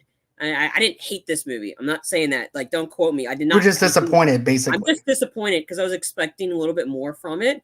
And again, I didn't know what to expect going into this. But again, the hot dog world thing kind of threw me a little bit for a loop, and I was like taken away from it a little bit. Well, I understood the purpose of it, but Yeah. I understand why that part wouldn't work because of the fact that it's maybe a little over the top for you. But for me, it worked. So I understand in a way. So number 9, I had Thor: Love and Thunder. I went into this movie because I loved Thor Ragnarok. And I forgot, Taika Waititi directed Thor Ragnarok. He did not write Thor Ragnarok. So that was the problem with this film. Had he just directed this film and not write the film, it would have been a better film. But no, you have the stupid sheeps and goats in this movie. And those were the most annoying things in the movie. If they had stuff, if Tamika or you sent me that stupid goat as a plush, as a gag gift, I'll be sending that right back to you. Because seriously, I did not like this movie. The best part was whenever they crashed into Christian Bale's planet, and then I'm like, oh good, they probably died. And then they were still alive. I'm like, well, crap. And then you also have the whole entire gag jokes of the orgy and Zeus, and made him a comical Saturday Night Live special when Zeus is supposed to be the god of thunder, and you're having him do all this stuff. And I was wanting him to be threatening. I wanted him to have his lightning bolt, which he does, and then he gets killed because of Thor. And then I thought that Christian Bale was going to kill Zeus because he's supposed to be the person that is supposed to be the god, the person who kills the gods, and he doesn't even kill a single god in this movie, other than one god in the very beginning, and that was it. And then you have this other part that was actually stupid as well. Whenever Thor's going over there talking to the kids, and he has this vision, and the kids are like, "Oh no, be careful! Christian Bale's character is going to be coming." Like, where does he come? There's no threatening part here. He does not even. You would think that because of the fact that he's in there with the kids, that maybe he would actually come. No, he does not come at all. And Christian Bale was underutilized in this film. He could have been a whole lot more menacing. Then, when you get to the part where you actually have the whole entire dynamic between Thor and his love interest whenever she comes back with Natalie Portman and stuff like that, but the cancer part, by the time you get done with the jokes, the cancer part doesn't even work because you had to get through all the jokes to get to that part. And it does not work. I did not enjoy this movie like I wanted to. I was totally let down with it. Good. I'm happy that people enjoyed it, but I didn't. I was questioning to be honest with you, I was questioning about walking out of the theater because of the fact that I didn't want to see any more of this. And then I was also like, you know what? I'm already invested. I went and saw 30 minutes, but I might as well go on ahead and choke myself out and watch the rest of this. So that's what I did. That's a little harsh, but whatever. Like choking yourself out of a movie, then I was like, that's a little over exaggerating on that one. Well, maybe the sleeper hold. Maybe somebody should just put me in a sleeper hold, and maybe Adam Sandler should have put me in a sleeper hold and made me sleep through the whole entire movie, just like I did in Paranormal Activity. But anyways, what's yours? All right, my number 9. Is a movie called Memory, which came out. I think it was starred Liam Neeson. was a really cool premise, and I really liked it. It was, Liam Neeson's an assassin, so again, it's typical Liam Neeson. Again, I'm a fan of his, whatever. And he's losing his memory, and I think it's a big focus point. Is like he's not in it, like he's not the focal point of it. It's like the Guy Pearce, so they're trying to find. I think Liam Neeson's like trying to find out, like before losing his memory, who killed his brother or something along those lines, or something. I forgot. It was been a while since I've seen this movie. It was it's on my list because the ending was a downer in a sense that I'm like I wasn't expecting it, and I was like it just kind of ended in a sense. I mean, like there's some good action sequences of Liam Neeson looking like when he's like as an assassin, he's badass. Like Liam Neeson's badass, but the whole losing the memory aspect to it kind of took you out of it, and it's just like it ended up being a downer for me a little bit. I mean, and the Guy Pearce was okay in it, and but some of the action sequences were really cool.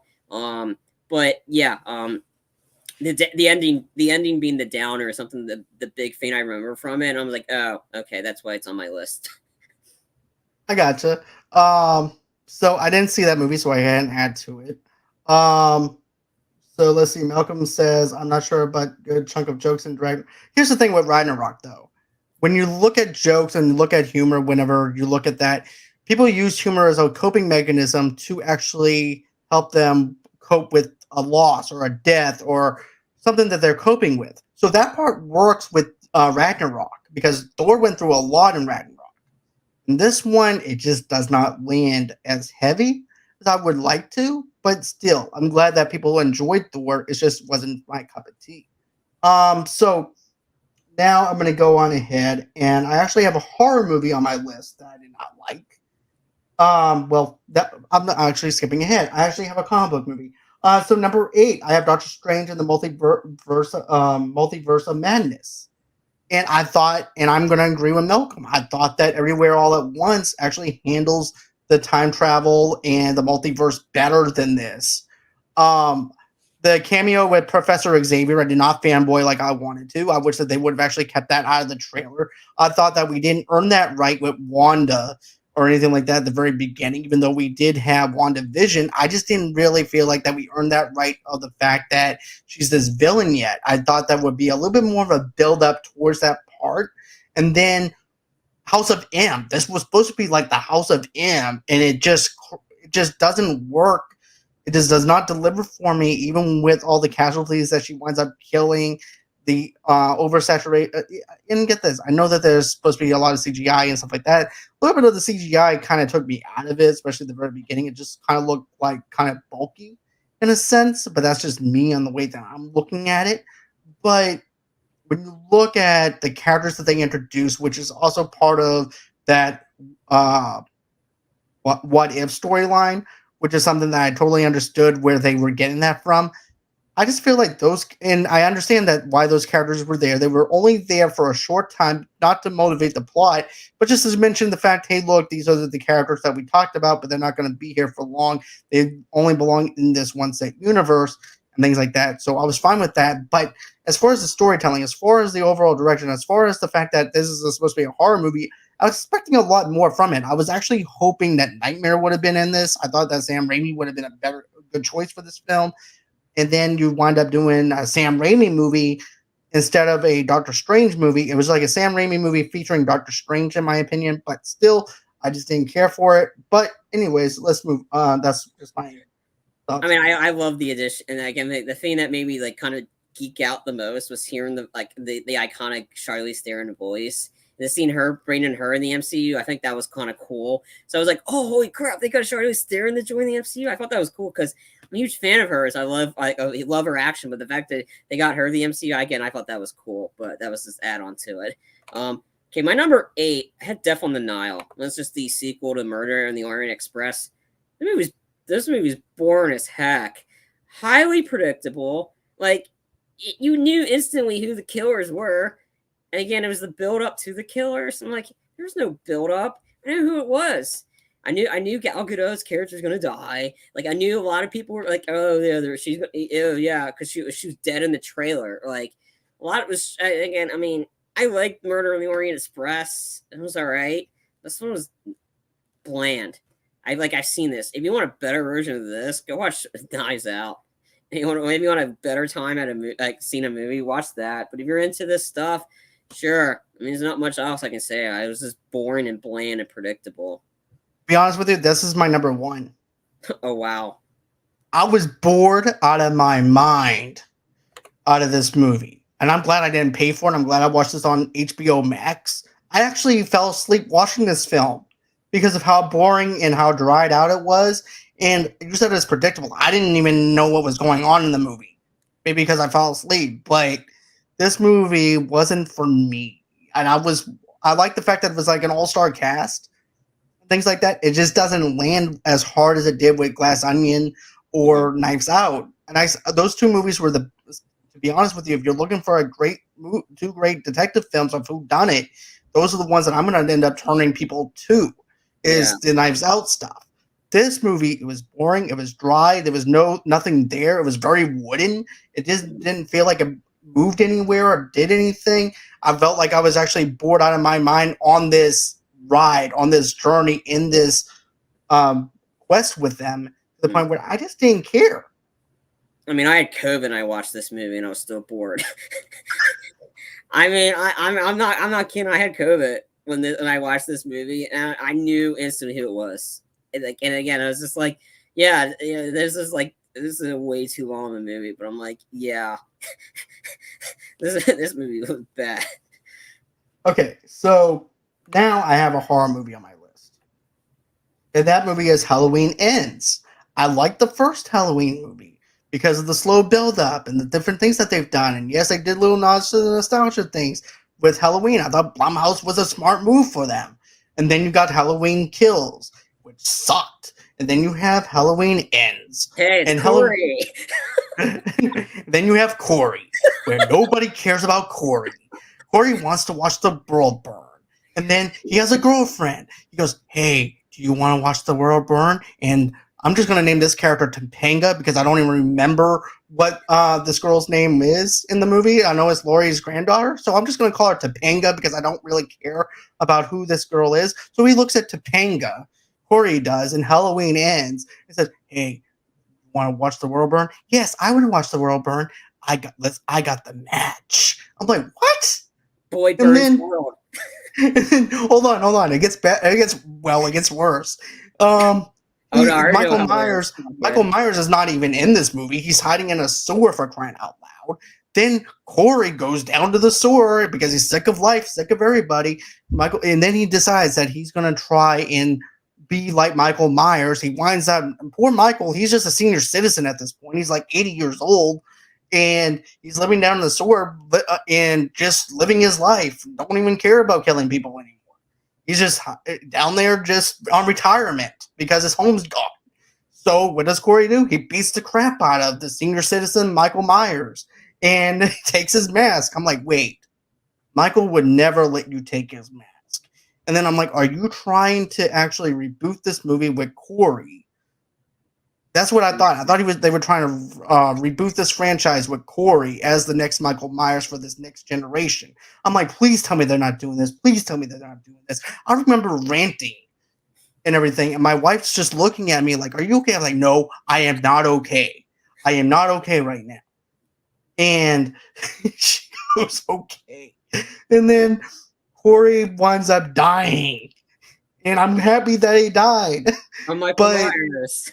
Well, Laurie kills him, and then what they do with Michael Myers at the end is totally against what Michael Myers is as the shape and everything too, the way she kills him. But you have this build up where you're supposed to be hoping that Michael and Laurie would actually face off. That doesn't happen until like later on in the movie.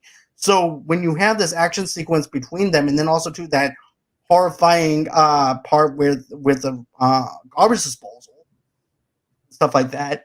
That was like the only good thing about this film. I really didn't like it. I was hoping that I would actually buy the Blu-ray to redeem the shit show that I got from Halloween Kills. But nope, here's shit on a platter, and here's shit on a platter again. So guess what? Here you go, in a nutshell. So what's your next one? All right, my number 7. I had The Northman. This movie to me was boring as hell. It felt like I was watching The Revenant over again instead of that. Like, and unlike The Revenant, which had bear rape, which actually made it redeemable, this movie was boring. I don't know. I was watching it. I was like, okay, like I get it. They're trying to show stuff, and again, it's just like it was more of the visuals. So, like, didn't do anything for me. And I didn't really like that. And I want to really play like enhance my experience to be a Viking, I'll go play Assassin's Creed Valhalla. I get a much better experience out of this one. This movie was just, it didn't work for me at all. And again, it didn't. And then a lot of people didn't work for them. That yeah, they liked it, but like yeah, but yeah, no, it was just bad. It was boring. I didn't like the performances. Everybody was just bad. I mean, the only one that was kind of cool was the Anya Taylor-Joy. I liked her character. Hated Nicole Kidman. Ed Norton, like not Ed Norton, Ethan Hawke. He went out, like got killed early. This movie just didn't work for me. It felt like I was watching 2022's version of The Revenant, but with no bear rape. Like that was how I got the experience. I was like when I was watching it, I was like, man, I'm watching The Revenant again, and there's no like Leo performance, and that was the this movie just didn't work for me. And yeah, if you liked it, sure, that's fine. It just didn't for me. But yeah, that's the Northman for me. The Revenant without bear rape, pretty much. And yeah, I mean, I don't condone bear rape, but I mean, that was the only reason I saw The Revenant, just to see Leo, to see how far the bear got. I mean, that was me at this point. I'm like, sure, is this going to win? Like, I don't even know if this was nominated for visuals. I don't know. I don't care. This movie just didn't work for me. Like Skarsgård, again, the only one I really liked was Anya Taylor-Joy. So that was The Northman for me. Next movie I'll get into for a little bit longer right now. My number 6, and then John can go into 6 once in a bit. My number 6 was Jurassic Park Dominion. This movie was just a rehash of all the other ones. I was bored out of my mind watching this in the theaters. Like, I didn't. Oh, cool! Everybody's back. I figured there'd be a better storyline, that ties them all together. This one was kind of like, here they are. Here's the other group. Oh, here, we're all together. Yeah. Really? Could have done a so much better plot than that to get the two different groups together. Really? This is what you came up with? I don't care that this movie made $1 billion. It was like, it didn't work for me at all. I thought, like, again, the plot was very formulaic. It was the exact same one. Rich a-hole decides, oh yeah, I want control of all the dinosaurs. So I want to control them, like, again, not like the original creator, like the original creator of in the original Jurassic Park. He's like, oh yeah, I'm gonna have all these together. But the other rich person has a motive. Oh yeah, let's control these dinosaurs. Yeah, make them do our bidding. Oh, let's show our hands and just be evil dictators or whatever. I don't care. I don't know the name. Yeah, let's control all this. Let's use this to harm people or just to get more money. Oh, okay. The bad guy gets it at the end. It was very formulaic. Like, I mean, I thought the only cool scene in this movie was the motorcycle chase sequence with the tractor, with the tractor pterosaur. I don't even know these dinosaurs' names. Like, I've seen them, but I just can't remember. Anyway, like Triceratops. Like, seeing that big chase in London, I thought that was cool. That couldn't save the movie. Fat guy getting eaten by a huge dinosaur. Then that made me laugh. That couldn't save this movie. Again, seeing the old cast and the new cast back together, yeah, that was cool, I guess. I don't know. It just seemed forced. I wasn't a huge fan of the Jurassic World series, to be honest. And I just saw this one just for the sake of seeing something, because I was just getting over COVID and I need to get out of the house. So I just saw, and that's what this is. I mean, I'll go more in depth in this in a little bit when John gets back, but yeah. So again, I don't recommend Jurassic World Dominion. I thought it was bland, formulaic, dumb. What was the point of it? Like, I get it. Like, you're trying to get the cast from the original all back together in this one, but how they all come together. I thought it was kind of dumb, cheesy, stuff like that, I guess. But yeah, that was my number 5. My number 4, yeah, no, that was my number 6. And we talked about my number 4 for a little bit. That was Morbius, but that was dumb, and I'll get into my number 5 in a bit. But just to go back on the Northman, yeah, it was, like I said, it was the Revenant. It was the Revenant, but Viking style. Didn't have any likable characters, except for the Anya Taylor-Joy. The fight scene at the end was kind of cool with the volcanic under the, like that. So that visual was pretty cool. This movie just didn't have enough Viking action in it, and I was kind of hoping for it. Because again, if you're Vikings, I figured some action sequences. I thought that would be pretty cool. There just wasn't, and yeah, it was brutal. A lot of stuff was brutal in that, but I don't know. Could have been done a lot better. Yeah, thought it was could have been a lot better. So yeah, that was the Northman, and again, my number 6 was Jurassic World Dominion. Again, that was just bad, bland, formulaic, that kind of stuff. I'll go into my number 5, and I'll go back into it once John gets back. But my number 5 was The Batman. This movie was boring. Yeah, it didn't work for me. I watched this when I had COVID, and I still don't want to watch this again. I knew I wasn't going to be a fan of this one to begin with, but I watched it just for the sake of watching it. This movie felt like a 4-hour movie that just would not end. Like every time I think, oh, thank God the movie's over, it wasn't. It just kept going and going and going and going. Like, I'm not a huge Robert Pattinson fan. I didn't like his Batman. Again, I'm not a fan of his. I thought Alfred was definitely wasted of a character. Why did they include him in this movie? Like, there was no point. He didn't do anything except blow up. Like, they could have. There's so much better ways they could have done it. Gotten Alfred involved. I get it. This was him when Bruce was young, but still, just to blow him up for the sake of blowing him up. Like, yeah, that was a great idea. That one, I did not like the casting for Catwoman at all. I thought there was so many better people they could have chosen for Catwoman.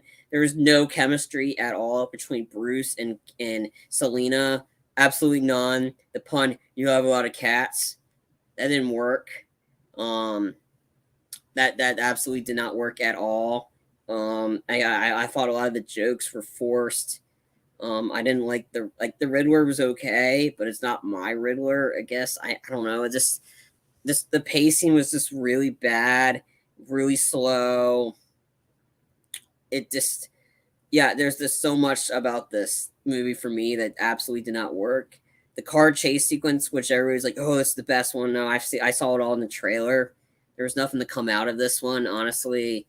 Sure, the world is dark, but they set up a sequel. I'm like, I don't want to see a sequel.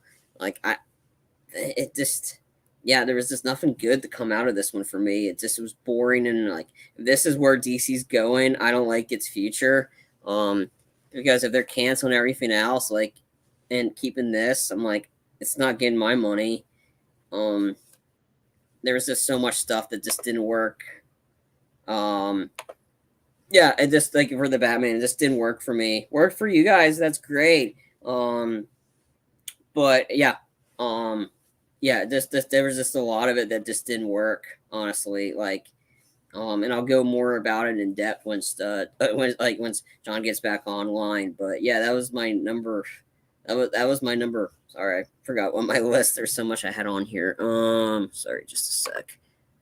Yeah, that was my number 5. And then we talked about Morbius a little bit, and that was just bad. That was just epically bad. Yeah. But yeah, So that was that. But anyway, back to Batman. Like, sure, like Colin Farrell as the Penguin, but I don't know if I want to see more. Like again, maybe I might want to see more. I don't know. It really depends on where we're going. I definitely want to see a new person for Selena Kyle. I definitely want to see somebody new. I was hoping for Ana de Armas. I thought she would have been a perfect Catwoman. I've seen a bunch of other movies with Zoe Kravitz, and she's just not good. Not a good actress. I don't care. It just didn't work. Like she's just not good. And I thought her little arc, whatever in the story, just didn't work. And it's not Selena Kyle for me.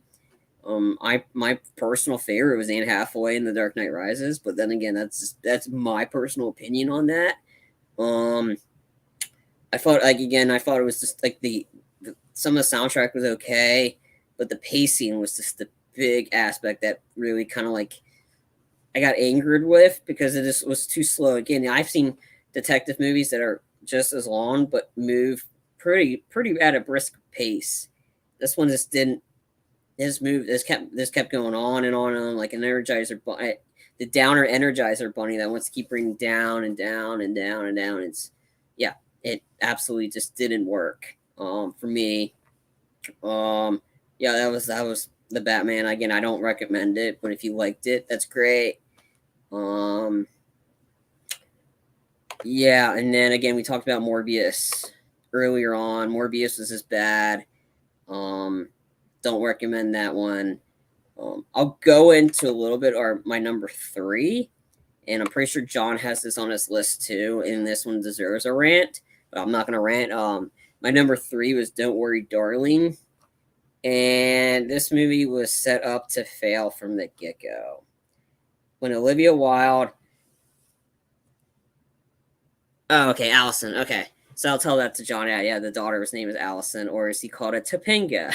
But yeah, Don't Worry, Darling was set up to fail from when they first announced it by Olivia Wilde. Her calling it a mixing of Inception and The Matrix. When you quote your movie as a mixture of The Matrix and Inception, your movie better be as good. And boy, was it not good. I want to see more. The movie I would see out of this, I want to see if they make a behind the scenes movie of the crap that happened behind the scenes with this. I would pay money to see that. I would pay money to see that. Because this hearing the dysfunctionality behind the scenes of making of this movie was way more entertaining than actually watching this movie.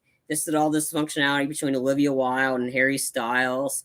How Harry Styles is getting paid more money than the highlight of the movie, Florence Pugh. She deserves so much more money than what she got for this one. She was the highlight of this movie. She was good. She was the only good part. I liked her and I liked Chris Pine. But the whole Harry Styles and Olivia Wilde situation, the whole fact that Olivia Wilde got served got served by her husband, like by her ex-husband, and then how he had no idea that she was getting served while she was promoting the movie. I thought that was hysterical. That she was dating the main star of the movie, Harry Styles. It was just there's so much behind the scenes drama with this movie, and I wanted to see that more than actually watching this. Because I was watching this movie, I was like, what am I watching? What am I watching? Like, Again, I said Florence Pugh's the highlight. She is the highlight, and Chris Pine's the highlight. There's the only two people that were good in this movie, and I was aware of what I was watching, and then the rest of the movie happened, and then Harry Styles' performance was atrocious during this whole movie, absolutely atrocious. He was getting paid more money than Florence Pugh, and he can't even cry properly. Seriously? That scene that was a spit take with him crying. I'm like, seriously? This is what you call crying in a movie? Come on. And then the whole like the reveal of the story of what actually happened in it was just like, what? Like, okay. And then the ambiguous ending. Really? You really wanted to end it like this? Sure, you want to say this is like Inception, but the Inception ending was pretty much it talked about like what is real, what isn't. You hear her wake up, and then you realize and then like, oh, okay, so she's okay, right? I don't know. I don't care. I'm pretty sure she's not okay. Just from like just the storyline, but no, the behind the scenes for this movie was so was had more hype than the actual movie, and the behind the scenes stuff is something I would pay to see, than rather than sitting through this 2 hour flick called "Don't Worry, Darling." Oh, don't worry, you need to worry because this movie's bad, and I think you just hurt your credibility at all by quoting this movie as the next great Matrix and Inception, because those are two of my favorite movies of all time. And you're quoting that, you have that, and I'm like, this is just this dysfunctionality of Warner Brothers. That thinking they only had enough money to release 2 movies the rest of this year. This, though, Don't Worry, Darling, and Black Adam. They put all their eggs in this basket, and I don't think they paid off for both of them, to be honest. But no, Don't Worry, Darling. Like, sure, if you want to watch it, sure, watch it. But mainly watch it for Florence Pugh. She was fantastic in this movie. She deserves more moving forward. And Chris Pine. Chris Pine's great in this. And everybody else is just... Everybody was just there. Like, Nick Kroll was there, and I'm like, okay, I didn't know he was acting. I know he's just a comedian, but I didn't know he was able to act, because I couldn't tell the difference if he was just being a comedian or just acting. It's hard to tell. Gemma Chan, I don't even know if she was in it, because she's barely in it. And of course Olivia Wilde's in it, but like the twist though isn't really a twist, and yeah, that's pretty much Don't Worry, Darling. Again, we'll probably go more in depth in a little bit afterwards, and then so I'll just go ahead and move on forward. My number 2, I have The Man from Toronto. This was a movie on Netflix. This was terrible. This movie stars Kevin Hart and Woody Harrelson. And essentially, Woody Harrelson's this top well-known assassin, interrogator, torturer, some along those lines.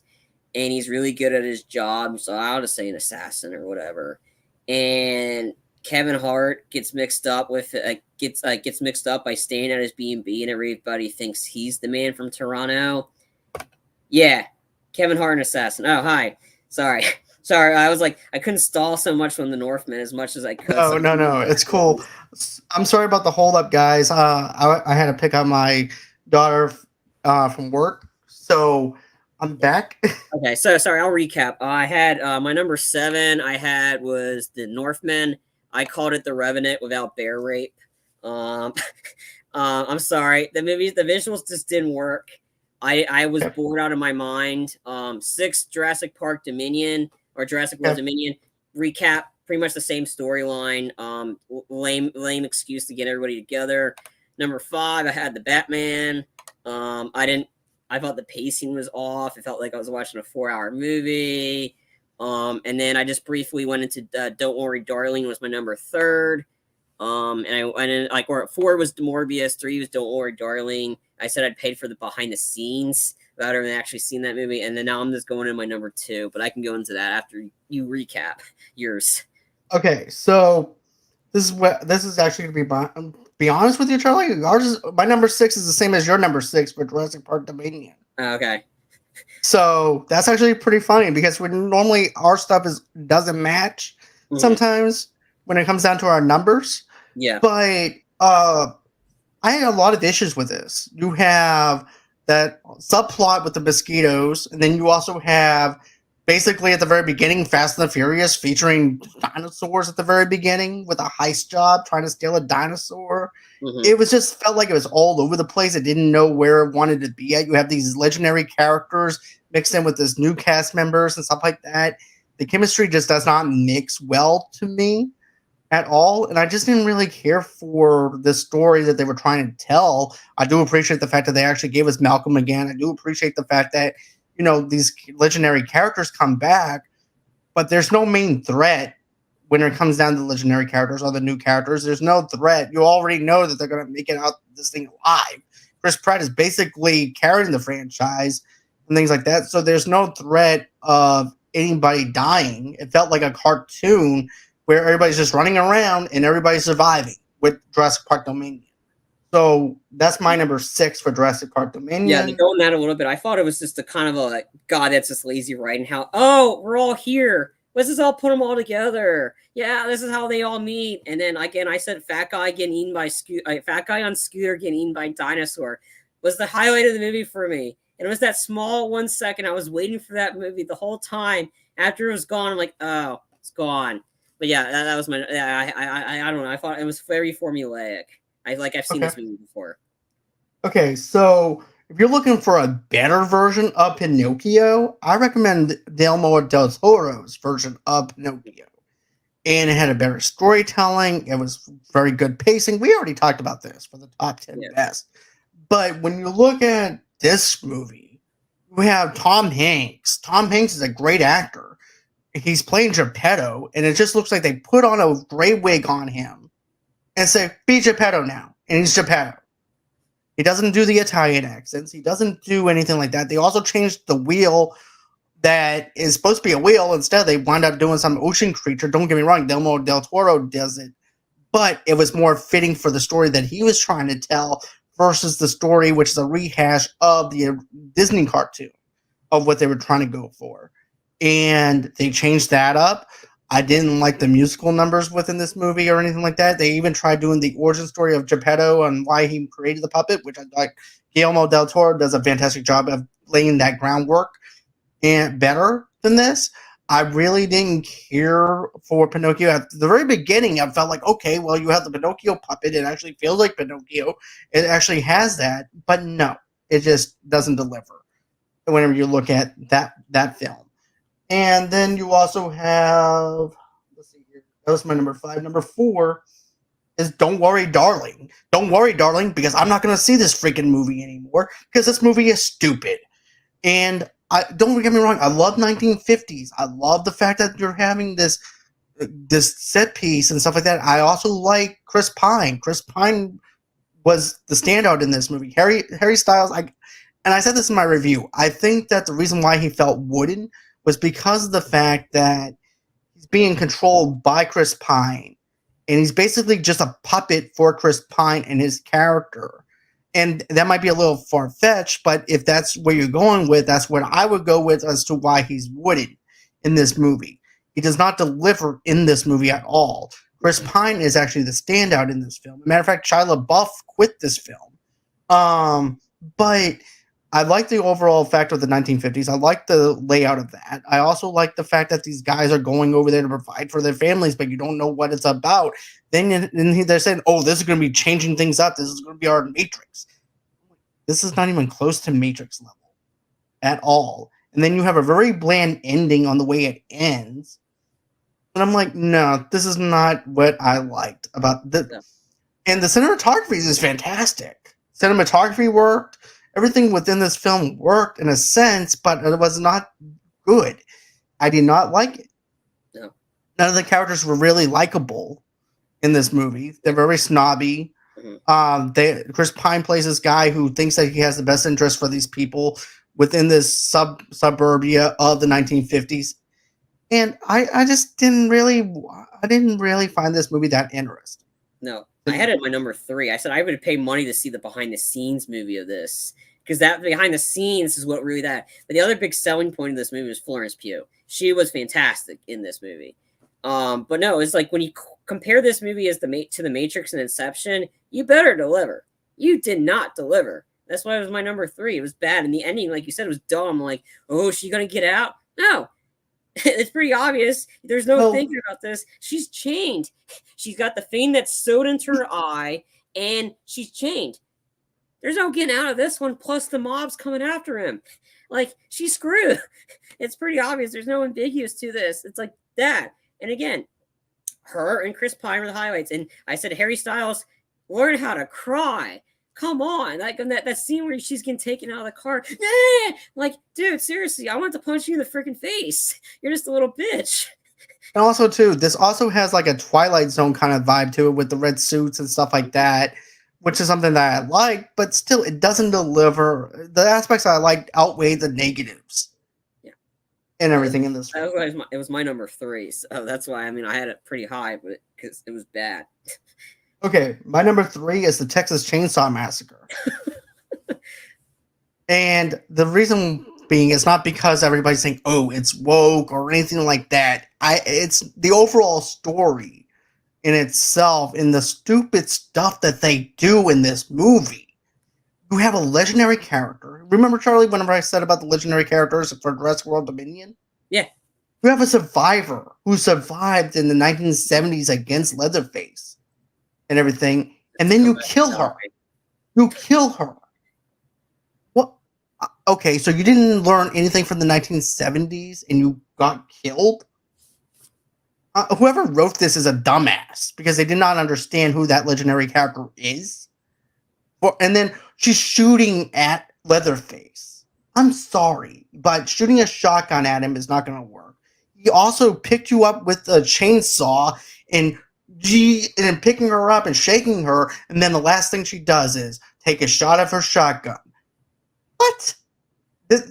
It was dumb the way they handled the legendary character. They also, even though one of the main characters is something that I really liked about the main character or whatever, but it was the overall story and the direction that they chose to go in for the Texas Chainsaw Massacre that I didn't like.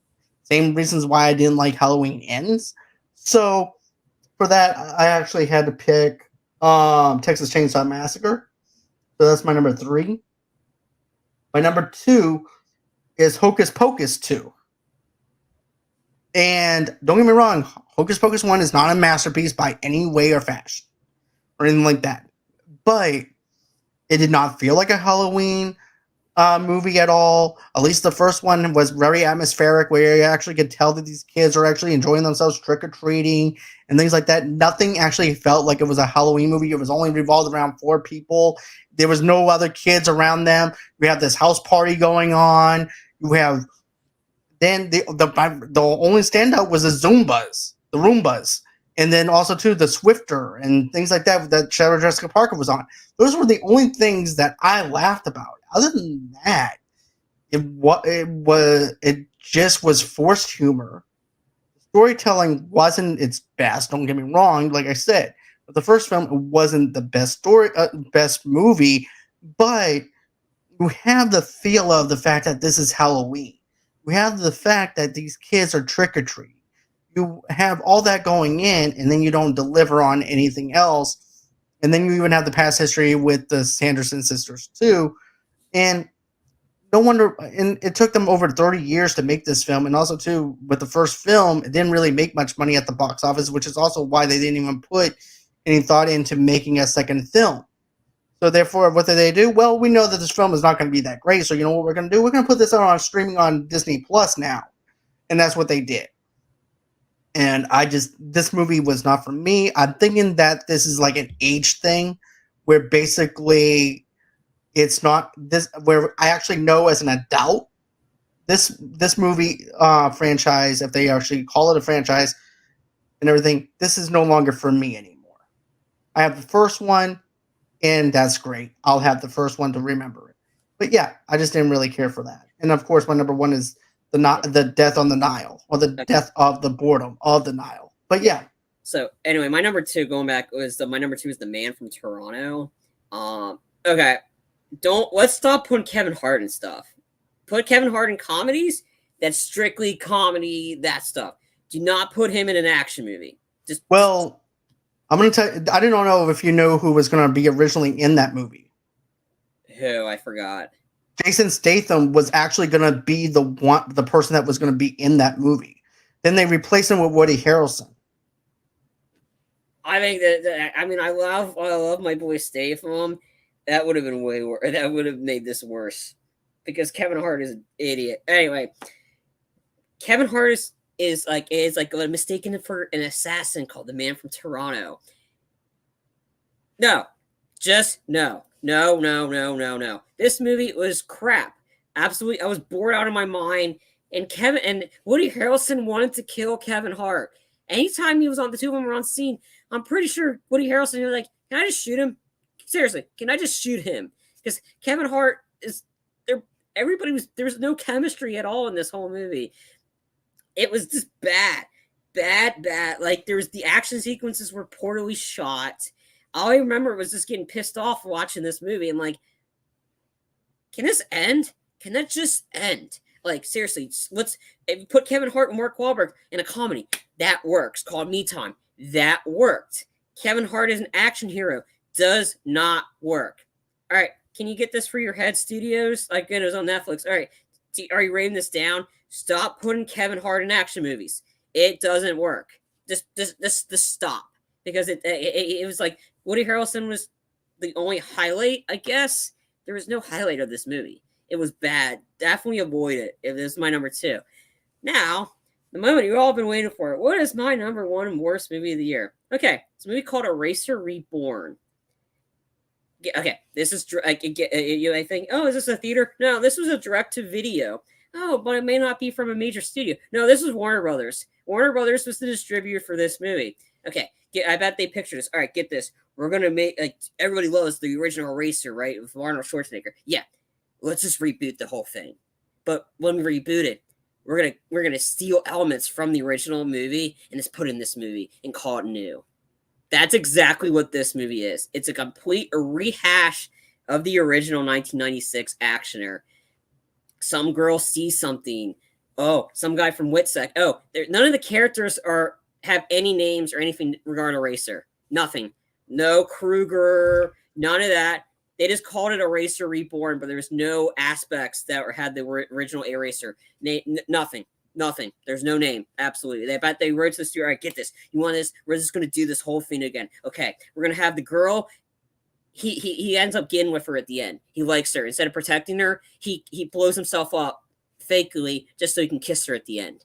Like, yeah, get that. We're gonna have her wear the same outfit as Vanessa Williams did in the 1996 one towards the end of the movie where she's captured. Same outfit, same orange, same black pants, everything. All right. The iconic explosion where, oh, I'm gonna put my gun down, I'm gonna get shot in the arm. Oh my god, I gotta hold my arm while grabbing onto a container while it's going up in the conveyor belt, going up in the a container going up while there's an explosion happening in the background. Okay, get that? It's gotta be the exact same shot of Arnold. Okay, so we're grabbing it. Okay, we're fighting on top of the conveyor belt. Oh, the girl, here, get to the side. Give me the crowbar. You've just been erased. Like pulling the conveyor belt down.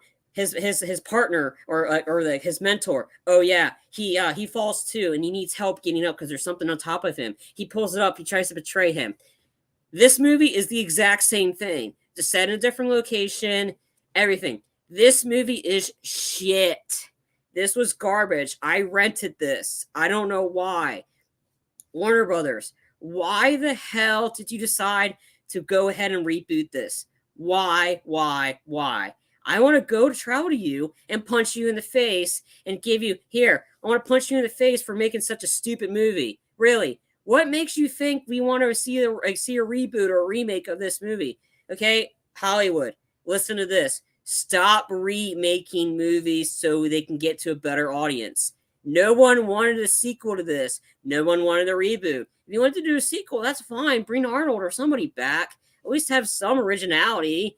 Like, seriously, you guys out of pot? Because they're legalizing pot now. You could be able to have some of that so you can get some more ideas. No one wanted a remake of this movie. The original was just fine. It was an iconic movie. There's no dual pistols like that or no classic Arnoldisms. This was a complete rehash, rip-off of the original 1996 original Eraser, which is the better movie. Like, this absolutely skip this. I would have been more shocked if this was like wouldn't have been shocked at all if this was just by an independent studio, kind of like those ones that always do the independent. But the fact that this was Warner Brothers, this is a Warner Brothers distributed movie with the same Warner Brother logo, same Warner Brother entrance into this movie. Why? What makes you think, oh, great idea, boss? Here, let me wipe your ass too. This was such a great idea. Like, no. Not a great idea at all. Like, why? Warner Brothers, are you just like dumb? Did you get concussed or something? Did you play NFL and have CTE or something to think that this was a good idea? Huh, no wonder why you ran out of money and could only afford 2 movies, because you created this piece of garbage. Why? Like, seriously, watch the original. Avoid this. It's on HBO Max right now. Avoid this movie. Just avoid it. Don't even don't waste your time watching it. Go watch the 1996 one of Arnold. You'll be much more satisfied. Oh, you're muted, John. Okay, I'm sorry. I actually had some people popping up fireworks while up and everything, so I didn't want that No. in the Oh, background. that's a lot more excitement than what you're going to get than watching Eraser Reborn or whatever the heck it's called, Eraser Origins. It has nothing to do. There's no origin story, different name, nothing to do with the original. Like, why? But anyways, that's everything that you had to say about all the movies that you didn't like. Yeah, I believe so. I mean, I went to try to. I felt like Garth from at the Wayne's World. I was like, "Oh, I'm having a great time." Not like about my head. Was about no. Anyway, but no. Like I said whatever I had to about the Batman. It just didn't work for me. But yeah, I think I've said everything about all the movies. Yeah. Well, you're not the first person to say that they didn't like the Batman or anything like that. And it is what it is. If if it worked, it worked. If it didn't, it didn't. And I had COVID too while watching that, so that didn't help. No, and I remember when you told me that, I was like, dude, you need to go back and rewatch this. I was like, no, I'm not doing it. I'm not doing that again. But there are some scenes that I do feel like that were way too long. Like the graveyard scene was a little too long and drawn out a little bit. But other than that, though, I thought it was good. But anyways, I think that's everything that we had wanted to cover for the best and worst movies list. I do appreciate everyone in the comments section, guys. I mean it. It's good to see that the chat is actually alive and it's doing well. Derpy had his top 10. So basically, I'm just going to read off his. We're not going to dive into any of it, but it's pretty much everything that we have mentioned. So let's see. I have to go through every single. I think he had number 5. I forgot. It was kind of like, I don't know if it was his in top of his favorites, top 5 favorites. I think I saw that Northman was one of them. I think it was Northman was 5. I know he. Honorable mention for him was Guillermo del Toro's Top Gun Maverick. Number 2 was The Batman. 3 was Avatar: Way of Water. 4, Black Phone. Least favorite was The Northman, which was number 5. Yeah, then he had Morbius as the worst, Doctor Strange, Thor: Love and Thunder, Jurassic World Dominion. Those were his worst. Yeah, and Fantastic Beasts. And those were his 5 worst. Okay. Yep. So that's everything that we had wanted to cover. Thank you so much for commenting, liking this video. If you can think of any more stuff that you didn't like or you like, comment below after the show. We do appreciate it. And always until next time, guys, have a great and safe night and have a happy new year. Because we are going to be talking about our most anticipated movies of 2023 coming up next week. So with that being said, that's going to be it. And have a great and safe new year.